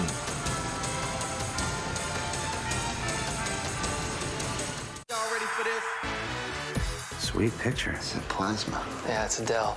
Hey, have a seat. Make yourself at home, okay? That's a nice plasma. The Dell Plasma TV. At this price, you can hug your own. Right now, order the award-winning 42-inch HD Dell Plasma TV for just $27.99. Plus, get free shipping. And right now, pay no interest until 2007 for well-qualified customers. Just call or go online now to get more out of now. Well, the Sea of Teal begins to file out of Fawcett Stadium. Last year, it was a home game for John Elway and the Broncos. A very special moment for Tom Jackson on all the Bronco faithful. No doubt about it, this was the watershed moment for a lot of people that had watched Dan Marino's amazing career develop in South Beach for 17 seasons, culminating with a coronation here in Canton, Ohio. Trey Wingo and Tom Jackson back with you. And you always say, Tom, you want to save the best for last. And the two speeches combined from Daniel and Dan Marino, back to back, overwhelmingly moving. Well, and you hear young Daniel talking about his dad, and I love the fact that it's not only the kind of player he was, we can all add up the numbers, but about the kind of dad that he is, the kind of family man that he is, the values that he's teaching, and those values, I think, in the end are what helped make the quarterback that we saw on Sunday afternoons, on Monday nights playing for the Miami Dolphins. It's obvious that his character carried over on the field to his quarterbacking. You expect the poise from the quarterback who's been there in the crunch situations. The poise from the son, overwhelmingly unexpected. You know, and it was so from the heart. I mean, the thing that struck me is that it was so from the heart. You know, he started a little slow at the beginning, and I thought he wasn't pacing himself. He just wanted to say what he wanted to say, and he wanted clearly for people to understand it. And people were very understanding because he drove that home point with absolute perfection. All right, stay with us. When we come back, our final thoughts on the 2005 enshrinement ceremony, and we look ahead to the 2006 class. Stay with us. And I'll be all right. I'm fine. Let's stow. Let's start. Let's play. And how does it make you feel to be the coach over 9 Dolphins now in the Hall of Fame, including yourself? Well, that's what I'm so proud of, is the accomplishments. The organization has been very supportive. And then, you know, the players that I've coached through the years. That's what coaching is all about. Looking back on how you've influenced careers of young people and giving them credit for what they've accomplished. Coach Shula, thanks so much for joining us. Congratulations on a great day. Thank you. Back to you, Rich. Well, Adam, we're all still buzzing from what we witnessed over the last few hours. 4 more men going into the Pro Football Hall of Fame. We're here for you live in Canton, as we've been since 11 a.m. Eastern. We're not done, far from it. If you're like us, you'll never want to waste some of the revolutionary ways we're changing the lending industry. eLoan, radically simple. Imagine you're an NFL quarterback. It's snowing. You're down by 6. Playoff spots on the line. You're on the road. Your thumb is throbbing. You see the blitz coming. Still think you can play quarterback? Madden NFL 2006. Rated E for everyone. EA Sports. It's in the game. Coach says, why pay more to stay somewhere else? Just slide into Motel 6. It's clean, comfortable, and always a steal. Good one, Coach. We'll leave the light on for you in Accor Hotel. I'm here to tell you, men, going to rescue 500 American prisoners of war. The critics all agree The Great Raid is a great film. 250 Japanese in that camp, 10,000 more at the river. Figure we're gonna need a little miracle. Inspiring. Nothing in our lives will ever be as important as this. It's time. And Jeffrey Lyons raves. It puts you right there alongside American heroes. A true story long overdue for glory. The Great Raid. Rated R. In theaters everywhere Friday. Well, folks, it is what we do. We've just wrapped up 2005. We look ahead to 2006. First-time eligibles, Tommy. Who do you leave off the list here? I don't see how you leave any of the 5 off. We've known for a long time the Buffalo Bills are coming. I think Reggie White is a no-brainer. Warren Moon, it's the Pro Football Hall of Fame. Correct. 70,000-plus yards, and Troy Aikman 3 Super Bowl rings. That's a very good class, and this was a very good class. We are in a cradle of unbelievable players going into the Hall of Fame. It has been our pleasure to be here with you today. For Tom Jackson, Chris Berman, I'm Trey Wingo. We'll see you later. Have induction ceremonies, a great afternoon. Coach Walsh, thanks for coming by and joining us. That was really special out there.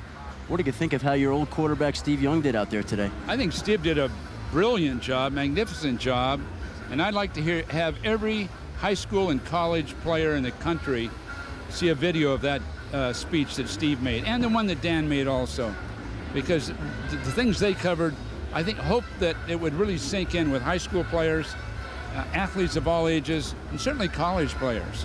They're the ultimate in competition and in brilliance on the athletic field. What stood out to you about what Steve said this afternoon? Well, he talks about the ethic of the game, the principles of the game, and the bonding of players one to each other, and how the sacrifices that are made between men in this case are really the critical part of athletics. And the athletics themselves, the star syndrome is important, but it's how the men feel about each other. And those are lifelong experiences that you'll carry with you forever. How much of his feelings out there made him the player he was in the NFL? Well, Steve Young is a passionate player. He has great energy and enthusiasm, passion for what he did. And he was a marvelous leader. And so you combine that with great athletic ability, and you have probably the finest player in the country in his time, finest player in the league. Now we had some great people playing alongside him, and that's what made the 49ers a championship organization. How did it make you feel to have him single you out the way that he did today? Well, I appreciate it. It was really nice. Very fine and very thoughtful. There were a lot of people that were involved, but I appreciate what he did. Coach Walsh, thanks for being with us. Congratulations on a great day. Thank you. Back to you, Rich. All right, Adam, the 21,000 so fans streaming out of the stadium, some of them heading for the hall, some of them heading for our broadcast position because they're smart. They know NFL Total Access is the place to stop after the induction ceremonies.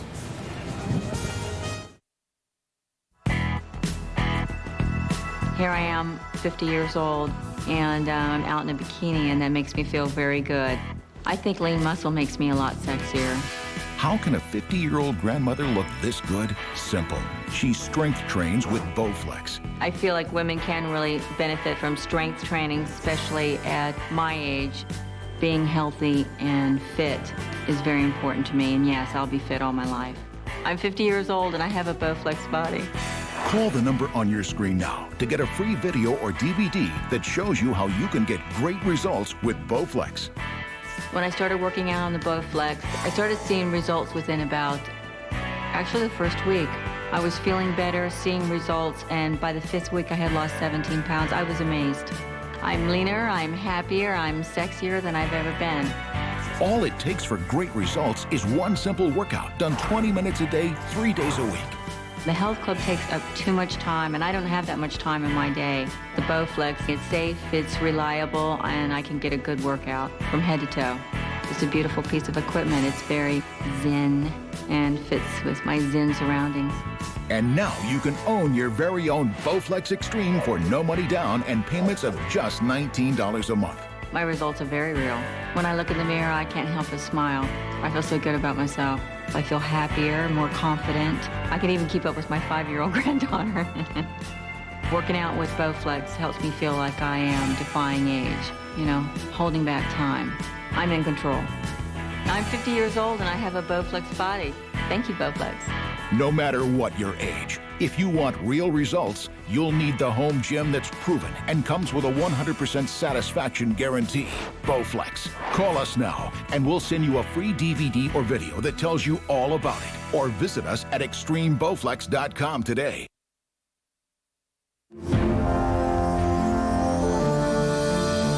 In a world where everyone is undefeated, friends will become rivals.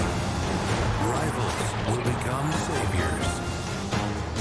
Saviors will become rookies. And rookies will become veterans. The preseason on the NFL Network. I'm Bill Cowher, and you're watching NFL Network. We are still in our broadcast position, getting ready to roll for you. And Dan Marino, Steve Young on their way to our set. So don't go anywhere. We sure aren't. NFL Total Access at the Hall of Fame rolls on. The two sweetest words in the English language, training camp. You drop a few pounds. Work on your tan. Training camp. It's a kick inside training camp. Bengals on Tuesday, Colts on Wednesday, both at 8. Is this how you trim your lawn? Or is this your method? Why hassle with trimmer spools that tangle, jam, and never work?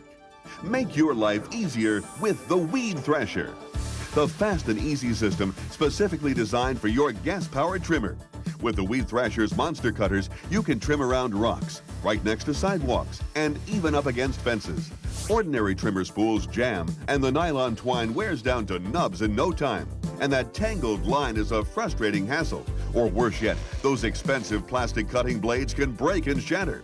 But Weed Thrasher's monster cutters are up to 10 times thicker than ordinary trimmer line. They can't tangle, they're tougher, they last a lot longer, and replacement is a snap. I don't need to hassle with frustrating tangled lines anymore now that I installed the Weed Thrasher head. This is the best ever. We guarantee Weed Thrasher will easily mount onto your gas-powered trimmer or your money back. And installing the monster cutters is a snap.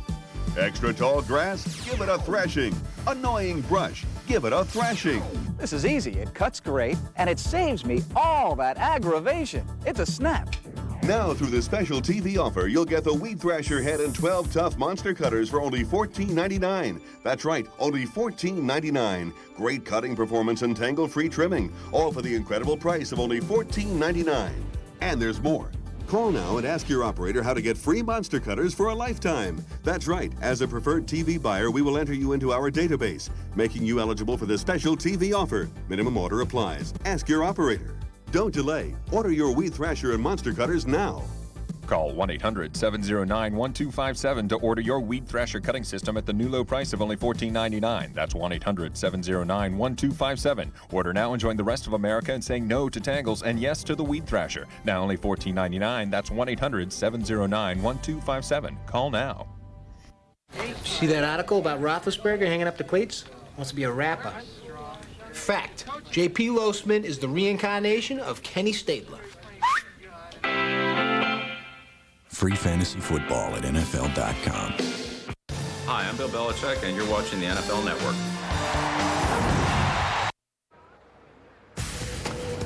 Again, a beautiful, perfect day. It's 81 degrees right now, post-enshrinement ceremony in Canton, Ohio. Adam Schefter is remaining at his post as everyone is streaming out of Fawcett Stadium. And Adam, I guess kudos to the Hall of Fame. Normally they enshrine the enshrinees in alphabetical order, but they switch things around to put Marino in the cleanup position. And as a family, the Marinos knocked it out of the park, don't you think? There's no question about that, Rich.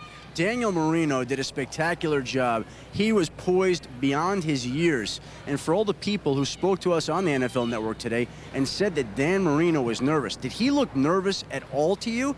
He looked more poised, more composed than he did when he played the game in the fourth quarter.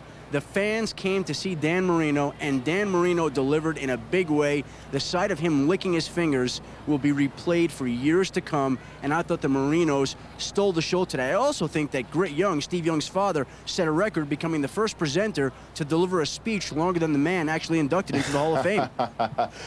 Speaking about, again, Daniel Marino, and we're going to talk about it with Dan himself when he stops by our sets in a matter of moments. The thing that struck me about Daniel Marino's speech, Adam, is it was hardly about football. I mean, he mentioned that his dad played for the Miami Dolphins for 17 years and mentioned about how his dad felt about his teammates, but that's about it. Otherwise, it was about his father and family and things of that nature. That's what I was impressed about the most. Truly touching, and he talked about all the work that his father had done in the community of South Florida, and if you're down there, you know exactly how extensive his work has been. It has been incredible, and that is the stuff that does not receive the attention and the headlines that his on-field efforts garnered. But Dan Marino in that community is a huge hero, and his son brought attention to that fact this afternoon. And then, of course, Stephen Towns gave such an eloquent speech about his grandfather, Fritz Pollard. Did you get a sense from him and Fritz Pollard III about this being a culmination of I guess, a life's journey, life's work for them to have their grandfather enshrined in this place? No question about that, Rich. And when Stephen Towns walked over to join us this afternoon, the tears were still forming in his eyes. He was so choked up, and when he walked off the stage, some of the other old Hall of Famers came up and hugged him, and you could see how emotional it was for him this afternoon. You could see how much it took out of him. He did a great job as well. There was a lot of emotion packed around this afternoon, and I thought all the people did a great job. Yeah, Adam, appreciate it. You did a great job as well. Stay right there. Stay right there. Everybody's streaming out, but you stay at your post there and inside Fawcett Stadium. And Rod Woodson, again, I guess it's no surprise that Dan didn't break down. You know, Greasy, we heard it from Greasy and other guys who were in the hall. Their money was betting on Dan to being the guy to break down, but he really is unflappable. There's no doubt about it.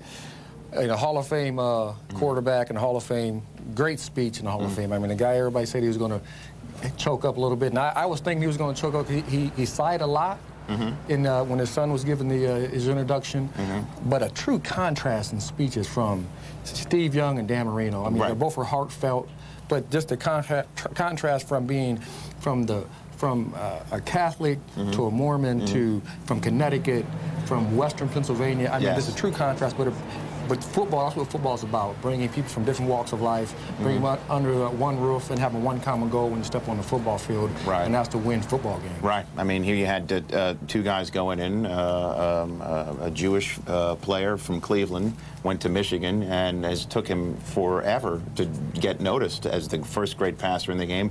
And Fritz Pollard, an African-American who's a true pioneer and a trailblazer that so many people, as you pointed out, who play the game of color did not know about. And then these two quarterbacks from totally diverse backgrounds in a way, all coming together on the same stage. Yeah, I think our commissioner, Paul Tagliabue, said it the best. This group of individuals spans the life of NFL football, from the 1920s to today, and I think that's outstanding to see under one class enshrined in the Hall of Fame. Right. Adam Schefter's with the star of the day. That is Daniel Marino. Adam, take it away. Thanks, Rich. It's my pleasure to be joined by Daniel Marino, the son of Dan Marino, and his presenter today. And I got to say, first of all, kudos to you, my friend. That was fantastic. Well, thank you very much. I just, I wanted it to be very, special. When my dad first asked me, it was very important that I do it right. You know what I mean? So I hope I did it right. You absolutely did it right. How long did you spend working on that speech? How long did I spend? It was really like over time. I wrote like the rough draft in about a day, and then from that I just refined it and kept working on it. I've been for about 2 months now. I've really been working on it. Daniel, how about the nerves leading up to this? I mean, this is not something that you do every day, standing in front of 21,000 people and delivering that speech. It did not. The funny thing was I didn't really even think about it that much till I got here. But up until that, I was like, my speech is fine, I'll do okay, not a big deal, But I got here and I saw all the fans, and it hit me so hard. I have been an absolute nervous wreck for these past 2 days. I mean, even to my dad, I've been saying the only two, sentence my dad has heard me say all day is like, Dad, I'm so nervous. You know what I mean?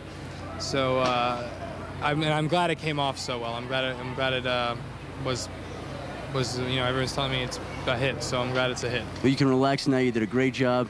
Well, thank you very good. much. Rich, back to you. Well, the proud dad is coming up the steps right now into our set position. A large crowd is gathered around our box, and coming in right now is Dan the Man. No doubt deserving of all the kudos that's been handed him. So we're going to take a break. When we come back, speak with Dan Marino. I don't know how it happened, but Frank and I really got in over our heads financially. We were so scared. We had no idea how to get out of the hole we did. So we called a debt reduction specialist at H&R Block Mortgage. We wanted a company we could trust, one that really knew numbers, one that would give us honest answers. Now, instead of paying that every month, we paid this. This is better. If you're a homeowner facing financial uncertainty, if you've gotten in a little over your head, call today for your free debt reduction analysis. If there's a way to cut your mortgage payment and significantly reduce your monthly bills, H&R Block Mortgage will find it. We'll find a way to save you money so you can put financial fear and anxiety behind you, so you can stop worrying and regain financial control, so you can start living. Call 1-800-820-4412 for your free debt reduction analysis. Not worrying about money or arguing about it is so much better. Call today.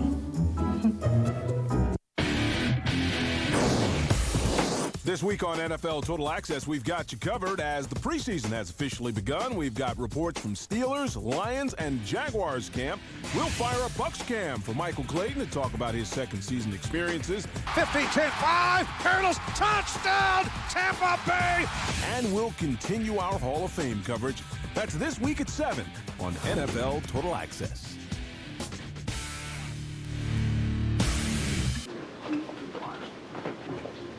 I heard DirecTV has this thing called the DirecTV Movers Connection. They move and install your DirecTV service in your new home when you move. And it's free. Free? Let's move then.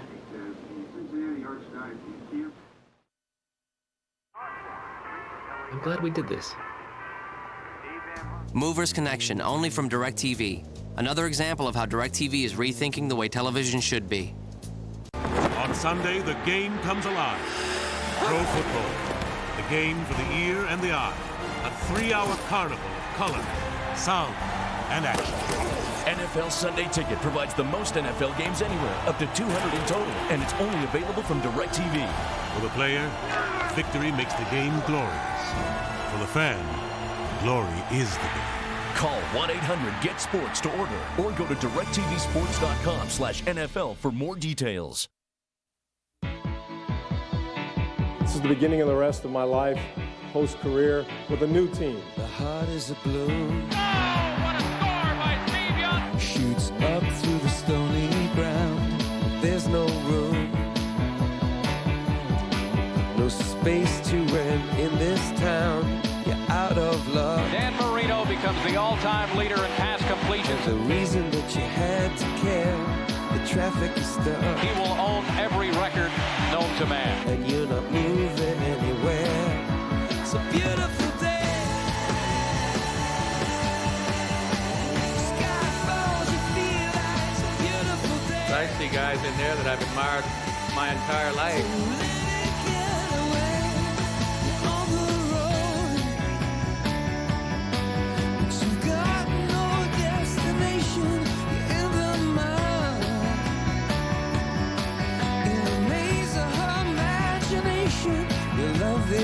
Let me put my hand in the Mike Webster's butt. Even if that doesn't ring. Just one more time.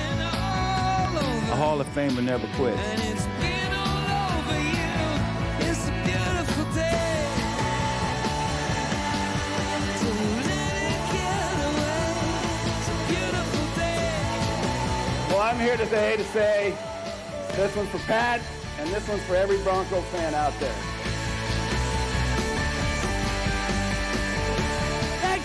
Can't deny, love it! You love the game you played, and, now you're going into the ultimate place, the Hall of Fame.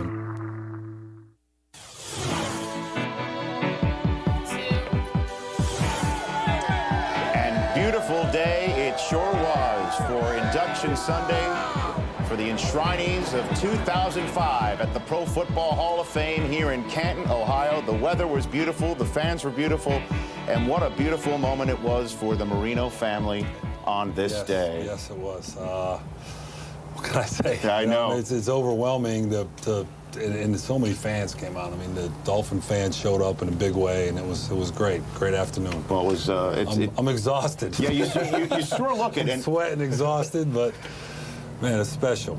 Well, after your lifelong achievement culminates in this, and so many things we could talk about with you on that front, my first question to you has to be, how proud are you of your son, Daniel, after that speech he gave?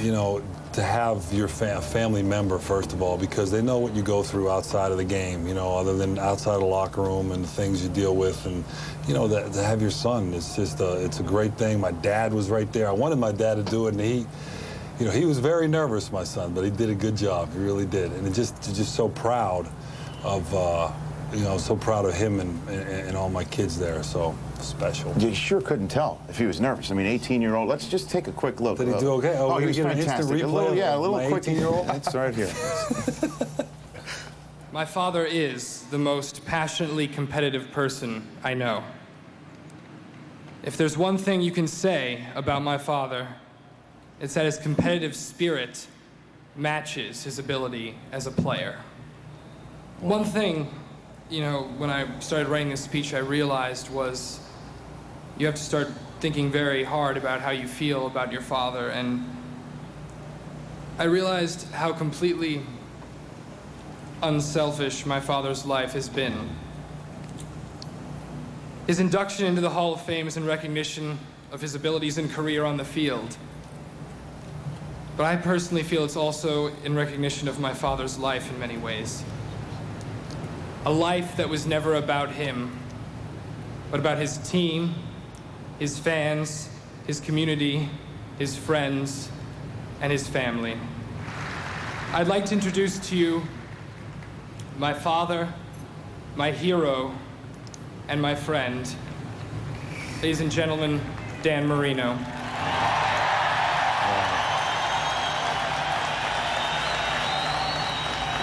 Quite a moment, Dan. Yeah. I need a tape of that. Wow. Yeah, that's pretty special. And he did a great job. He did a great job. Very proud of him. Very proud of him. I mean, the thing that struck me, and Rod and I were talking about it, is how little about football that speech was. It really hardly mentioned your playing career. I mean, he mentioned your teammates and your competitive spirit, but that was about it. I think, you know, he wanted to talk about, you know, as a person and us as a family and my wife, Claire, and he wouldn't let me hear the speech or my wife ahead of time. And some of my friends said, yeah, there's not a whole lot in there about, you know, about your, as far as your playing days are concerned, and that's okay. You know, I think it's how what he felt like saying about his dad going into the Hall of Fame, and that's what makes it perfect, you know. You know, Danny, I have much respect for all the, I think it's another 20 quarterbacks here in the Hall of Fame besides yourself. But you set the standard to where quarterbacks are measured in the National Football League. 61,000 yards, 420 touchdowns. I mean, and the one thing that I know when everybody's talked about how fast your release was and how it's very hard for as a defender, especially for myself, to get a pass rush on Dan Marino because he got rid of the football so much. But what's the one thing that you're going to miss about, and I know you said you're going to miss, you know, the fans in the down in Miami, but what's the one thing you're going to miss about the game itself? You know, you played. I looked out there, and, you know, I saw Duper and Clayton there, and O.J. McDuffie, and Dwight Stevenson was sitting behind me, Coach Shule. It's the people, you know, it's the people you work with. You go through so many different emotions and the experience of battling and working hard together, and then all of a sudden, you know, you'll lose a game, and then you'll win a game, and all those emotions that are involved. I mean, that's what you miss. You miss those relationships that you've built because, you know, Duper and Clayton, I played 10 years together. You know, they were on each side of me for 10 years, and I was 13 years I was coached by Shula. So it's those relationships that you miss the most. I mean, how special is it to be one of those Western Pennsylvania gritty, tough, hard-nosed quarterbacks to also be inducted into the Hall of Fame?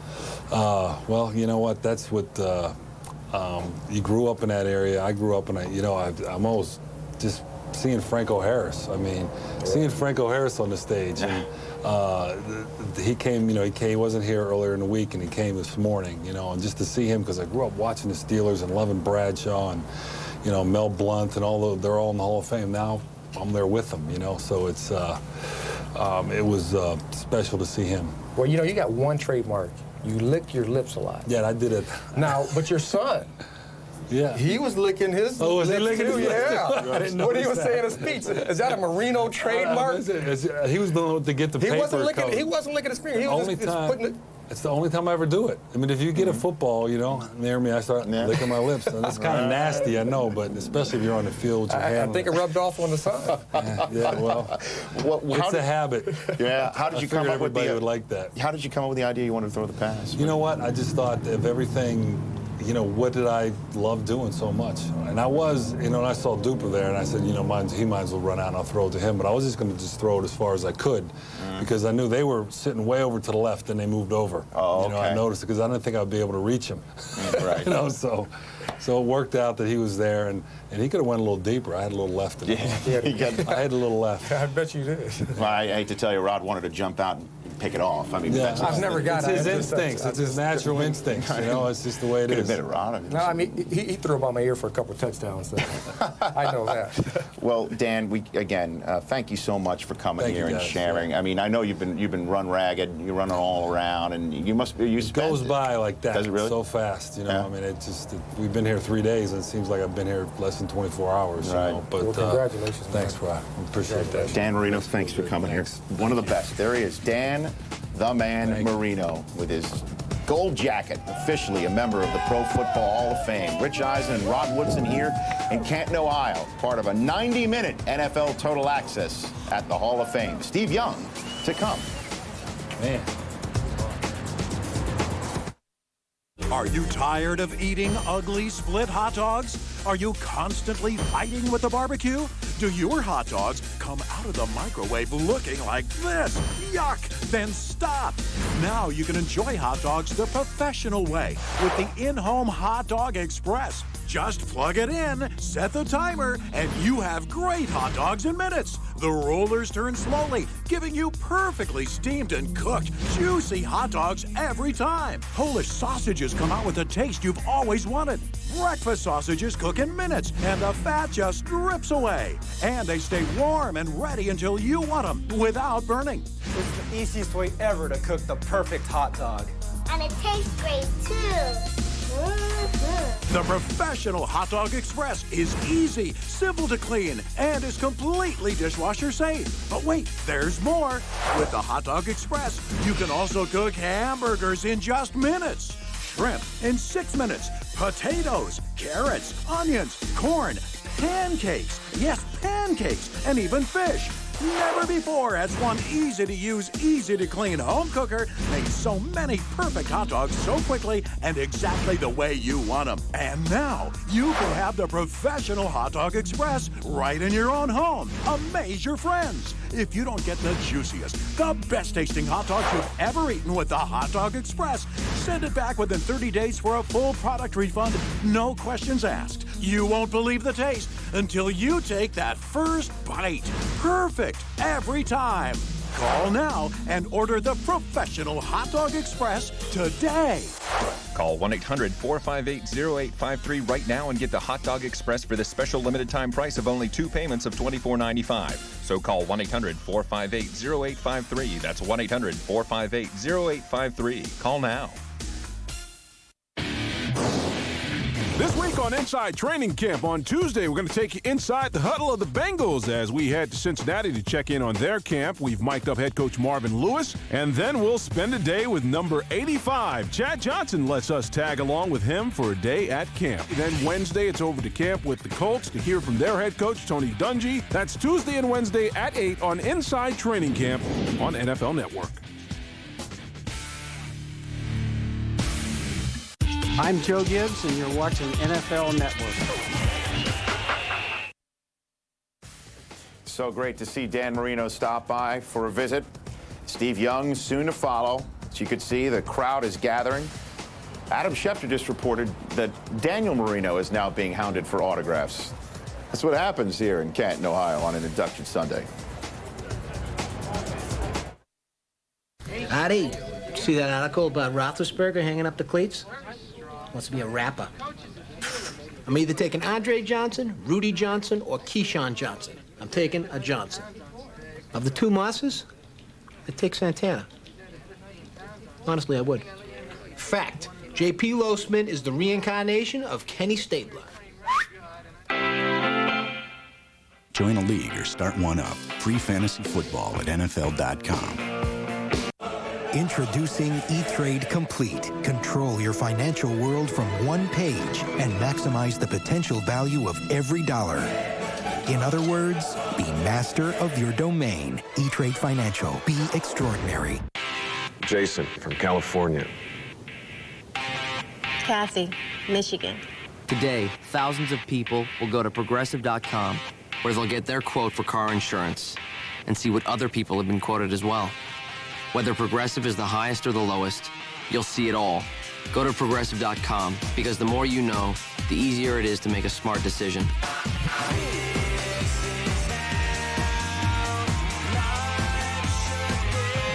Please stay tuned for the following public announcement.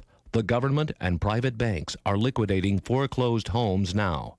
These homes must be sold. Properties may be sold for low or no down payment.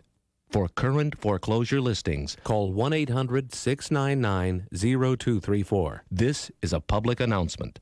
Government and private bank foreclosures are currently being liquidated. Call 1-800-699-0234. See that article about Roethlisberger hanging up the cleats? Wants to be a rapper. Fact, J.P. Losman is the reincarnation of Kenny Stabler. Free fantasy football at NFL.com. Tonight, NFL Total Access 2005 Hall of Fame at 7. Making of Madden 2006 at 8:30. Inside Training Camp, Jets at 9 on NFL Network. Hi, I'm Dom Capers, and you're watching NFL Network. So you take a look now ahead. That's what we do, is we sometimes advance the story forward, Rod, as journalists. These are the first-time eligibles for next year. Quite an impressive list of players, all who hung them up after the 2000 season. Talking about that as a man who was sitting stage side for the 05 enshrinement Sunday is Adam Schefter. And before we get to that list, you saw Daniel Marino ask for autographs? This was a great scene. After we got done talking to him on our set at the stage, the Dolphins fans wearing Marino jerseys clambered up to the stage, and they were screaming out for Daniel Marino's autograph. Right. And he was a bit confused by this. Right. And he said, okay, I guess I'll sign. I've never been asked for my autograph before. And he went and signed some autographs and then walked off. Did a great job all day long. Star. He is a star. There's no doubt about it. Did he sign it Daniel Marino? I don't know if you saw it exactly, or were they? You see how he signed my autograph? Nice. No. Kidding. I don't know how he signed it. Let's talk about next year now. Who gets in? That is an unbelievable list of people. And that's right just there. the first-timers. That's first-timers. That does not include a player such as Michael Irvin, who was close to making it this past year. There's a limit, I think, of 6 players that can get in. And on that list, I don't know who you're going to cross off. Obviously, it's a difficult decision that voters are going to be facing. Yeah, I look at that list and I think Warren Moon as a quarterback, where do you put him? Because this is not the NFL Hall of Fame. This is the Pro Football Hall of Fame. Now, do you take all his yards from Canada? He threw for over 60,000 yards. So that's going to be a kicker. It's like to see where they put him as a quarterback in the history of the game. Having sat in that room where they've made votes, I believe that Warren Moon will be a Hall of Fame quarterback, but he will not be selected in his first year of eligibility. Well, here comes Steve Young right now. So, Adam, we're going to have to ask you to vacate the premises and have Steve Young sit down in that chair. It's no offense, you understand. We'll be right back in a moment. If you're like us, you'll never want to waste your time on a treadmill again. This free DVD shows you how Bowflex's Tread Climber burns calories in half the time of a treadmill at the same speed. Call for yours right now. You need to see this free DVD. Tread Climber lets me get an amazingly effective cardio workout in 30 minutes. It's quick, it's easy, and it makes me feel great. And it's compact enough to fit anywhere in my home. The Tread Climber machine combines the walking motion of a treadmill with the stepping motion of a stair stepper. So you do twice the work in one easy elliptical motion. It feels sort of like walking in sand. Plus, it's low impact, which keeps my knees feeling great. Tread Climber simply produces results. Call right now for your free DVD. It shows you why the Bowflex Tread Climber machine burns calories and works your heart faster than any treadmill on the market today. For a limited time, receive free shipping when you order a Bowflex Tread Climber. Call for details. If I had to describe the playoffs in one word, the word would be precious. The opportunities don't come very often. You have to seize it, seize the day. I've achieved a lot of things individually, but the one thing that's eluded me is the championship. I want to win a championship. The bus is cranked up and in gear. Come on, ride this bus. You can ride it. In Their Own Words presents Jerome Bettis tomorrow at 9. We're a team. One player triumphs, we all triumph. Coach Carter is now on pay-per-view. I'm the new basketball coach. Read the inspirational story of one man. You can't show some class? Act like a champion? Who turned troubled kids into winners. These boys are student athletes. Student comes first. A portion of your rental will be donated to the VH1 Save the Music Foundation when you rent Coach Carter with your remote. Samuel L. Jackson. Coach Carter. Rated PG-13. Athlete's foot keeps coming back no matter what you do? Fed up with itchy feet? Stop athlete's foot in its tracks with dual-action Zeosorb AF powder. Zeosorb AF contains an effective medicine that kills athlete's foot fungi. And Zeosorb AF keeps your feet and toes dry to help stop athlete's foot from recurring. You too can enjoy healthy, happy feet. Get doctor-recommended dual-action Zeosorb AF powder. Get Zeosorb, available at CVS, Eckerd, and Walgreens drugstores.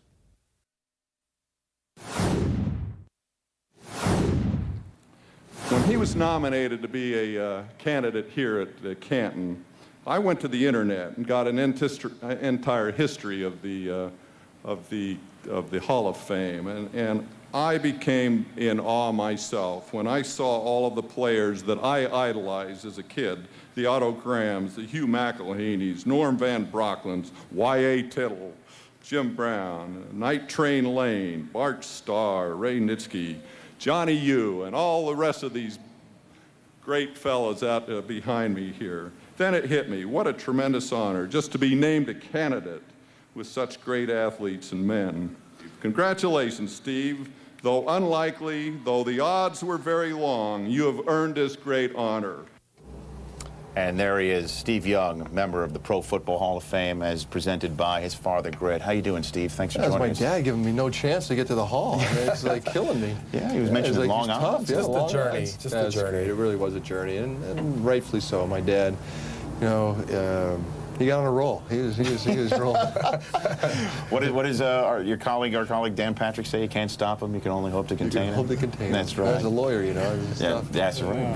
But, so, what'd you think of the experience here? Yeah, I mean, first of all, if I ever get in trouble in my life, if I ever have a tough time, if I'm ever down, I know I can come to Canton and you get free meal. They'll treat you like a king. Yeah. They embrace you. They do. So that's number one.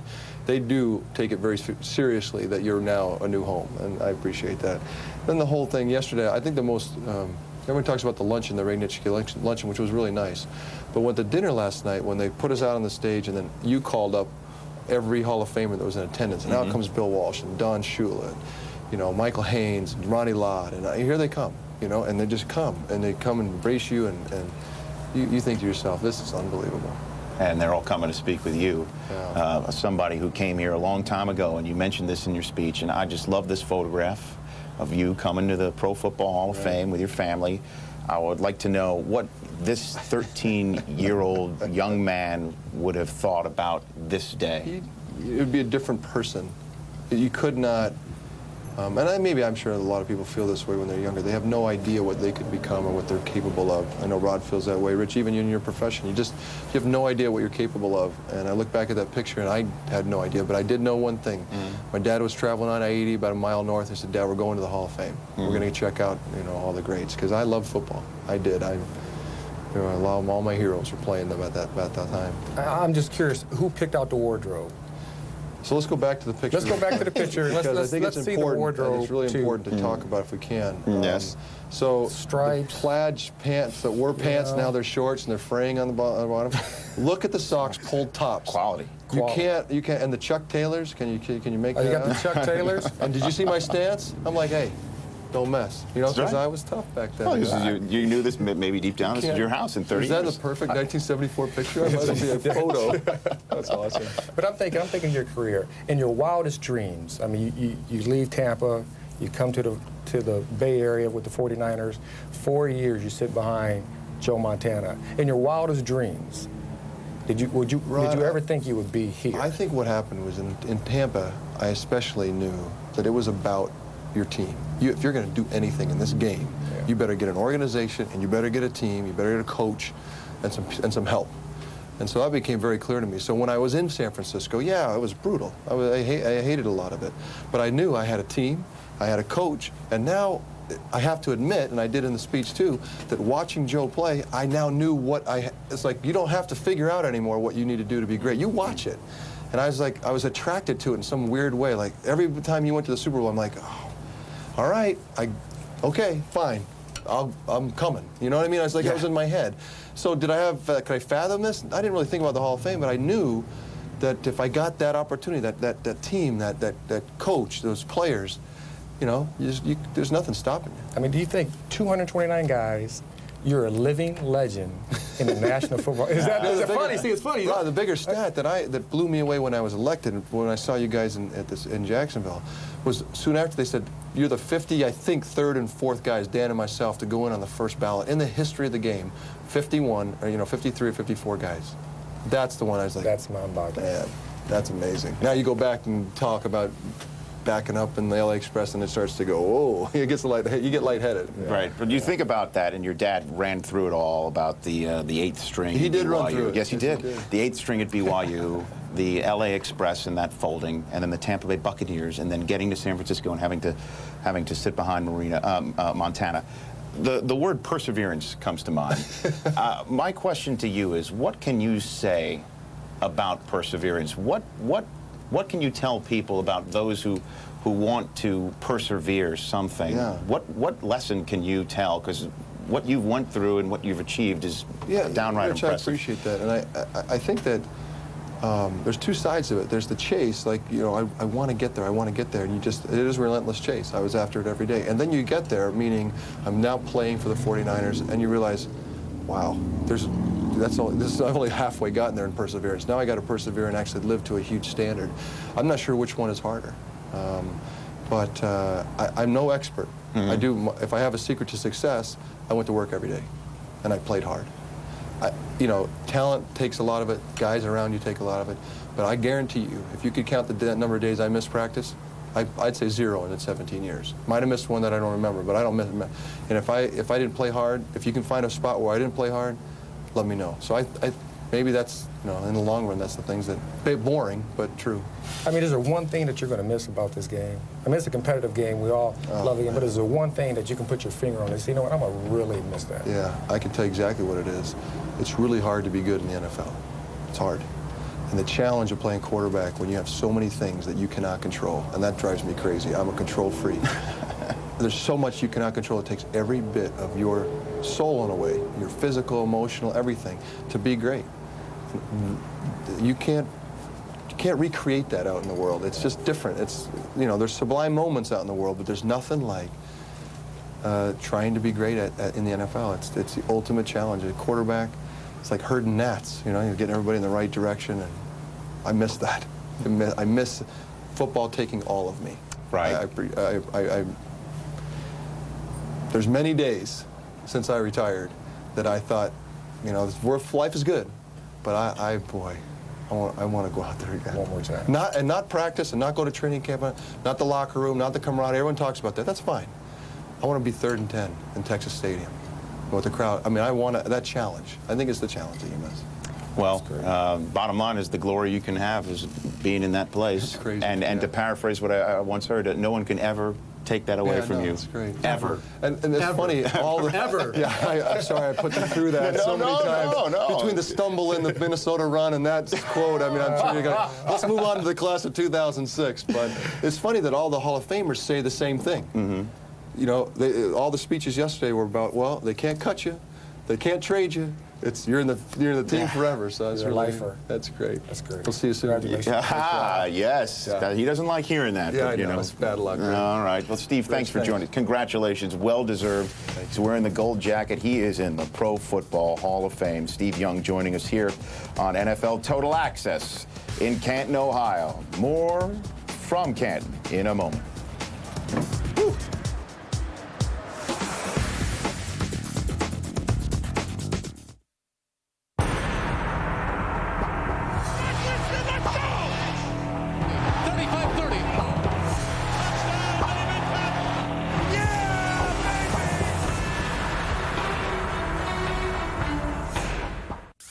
You need to floss more. You're not flossing enough. I'd really like to see more flossing. Your dentist was right, you know, because flossing was the best way to prevent tooth decay, gum disease, and bad breath. Until now. Hi, I'm Steve Kettle, and this is Dr. Milner's Sonic Clean Between machine. It's a sonic-powered flossing system that's so unique, it's been awarded 5 US patents. It's easier, faster, and better than old-fashioned flossing, and even cleans where floss can't reach. The Clean Between machine gets deep between your teeth to remove pockets of hidden plaque, rotting food particles, and stagnant odors. I invented the Clean Between machine for my patients who just hated to floss. See what comes out from between your teeth. You'll never just toothbrush again. No more awkward, flimsy floss to get stuck in your teeth and cut your gums. The Clean Between machine glides gently between your teeth. Look, brushing commits everything that's between the teeth, but even flossing can't get it all. Look how much is left behind. But the Sonic Clean Between machine does just what its name says. It gets between your teeth and really cleans them. Good job. Much better. That's clean. And there's no better way in the world to clean around braces or get under tight fillings, crowns, and bridge work. The Sonic Clean Between machine is compact and cordless, so you can take it anywhere. It comes complete with 8 interdental brush tips, and it's yours for only $19.95. Call now, and we'll also send you the Sonic toothbrush attachment, this gum stimulator, a Sonic tongue cleaner, and a convenient organizer absolutely free. And if you call right now, we'll even give you Dr. Milner's Minute White system, absolutely free. It'll get your teeth 4 shades whiter and brighter in only 4 days. The difference will amaze you. You'll get everything for only $19.95, so order yours now. Call 1-800-558-6396 to order your Clean Between machine with Sonic toothbrush attachment, gum stimulator, tongue cleaner, and tooth whitening system. You'll also receive 18 flossing brushes and a toothbrush every 60 days, free for life.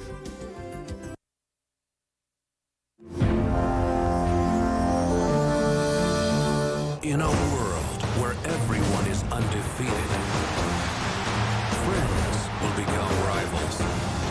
Rivals will become saviors. Saviors will become rookies. And rookies will become veterans. The preseason on the NFL Network. Hi, I'm Steve Mariucci, and you're watching NFL Network. So what a day it was here in Canton, Ohio. 229 members of the Pro Football Hall of Fame reside inside that building. Tonight, a 90-minute edition of NFL Total Access at 7 Eastern Time. We hope you enjoyed our live coverage of the day's events, the 2 hours before, and the ceremonies itself. For all the hardworking men and women who helped put it together and, quite frankly, have not gone to the bathroom for the last 6 hours. Thanks for watching. Coming up next, Film Session. We'll see you at 7 Eastern for more from Canton. I'm Jim Mora, and you're watching NFL Network. We now join Film Session, already in progress. Here's the snap. Here's the kick. At the distance. Crowd thinks it's good. Yes, it is! Wade Ritchie's career-best 46-yard field goal proved to be the game winner. Come on, Dole! We got to get to that quarterback, Dole! We got to get there! We got to get in his face, man! San Francisco recorded more than 50 sacks for the second straight season. Chris Dolman led the charge with 15 sacks and finished his 14-year NFL career 4th on the all-time list. Bryant Young provided the inside pressure and recorded 9.5 sacks. Roy Barker attacked from the outside and notched 12 sacks.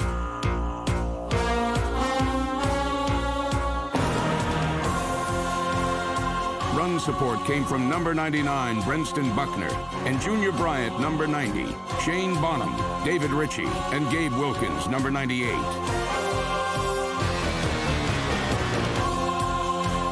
The Niners' number 1 run stuffer for the 4th straight season was Ken Norton Jr.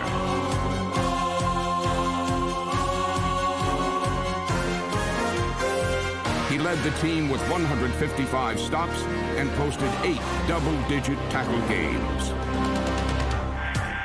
Lee Woodall, number 54, Winfred Tubbs, James Williams, and Anthony Peterson, number 50, rounded out the linebacking core. In the secondary, 4 was the fat number. Free safety Merton Hanks intercepted 4 passes, as did strong safety Tim McDonald.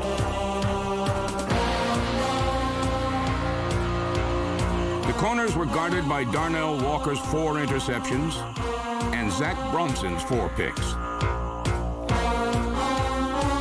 By midseason, the defense gelled together. In Week 13, the Niners looked unstoppable. They piled up nearly 500 yards in total offense and clinched a winning record for the 16th consecutive season. But the victory came at too high a cost. Late in the fourth quarter, Bryant Young broke his leg.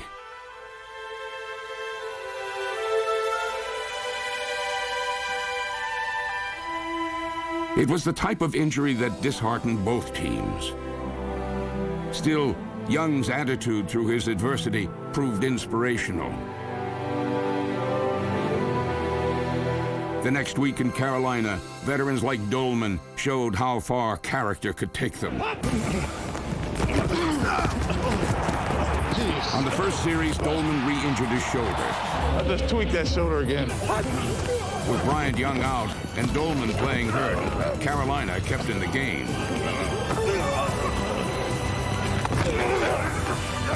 Tell Mac, man, I'm going to have to play for survival. They don't get in. They don't get in. In overtime, Dolman displayed true grit. Good job, bro. We make our stand now. Slow count by Berline. Fumbles the ball. Dolman falls out at the 29-yard line. I don't believe it. I don't believe it. Nice tip shot. Hit the niner, and Wade hit the niner. So here we go. A 23-yard attempt by Wade Ritchie to win the game in overtime. The kick is good. And the 49ers victorious 31-28. Trust the old mom. Job, baby. All right, now, easy on the names. I get the point. For the 7th consecutive season, San Francisco clinched a playoff berth. Film Session is brought to you by Bud Light, smooth and refreshing. Great taste for your great times. And by IBM, helping companies innovate in an on-demand world. Hey! Self-defense, first rule, is 90% instinct. Like when I try to do this. Good. She covered. Now, what if I try to take your Bud Light?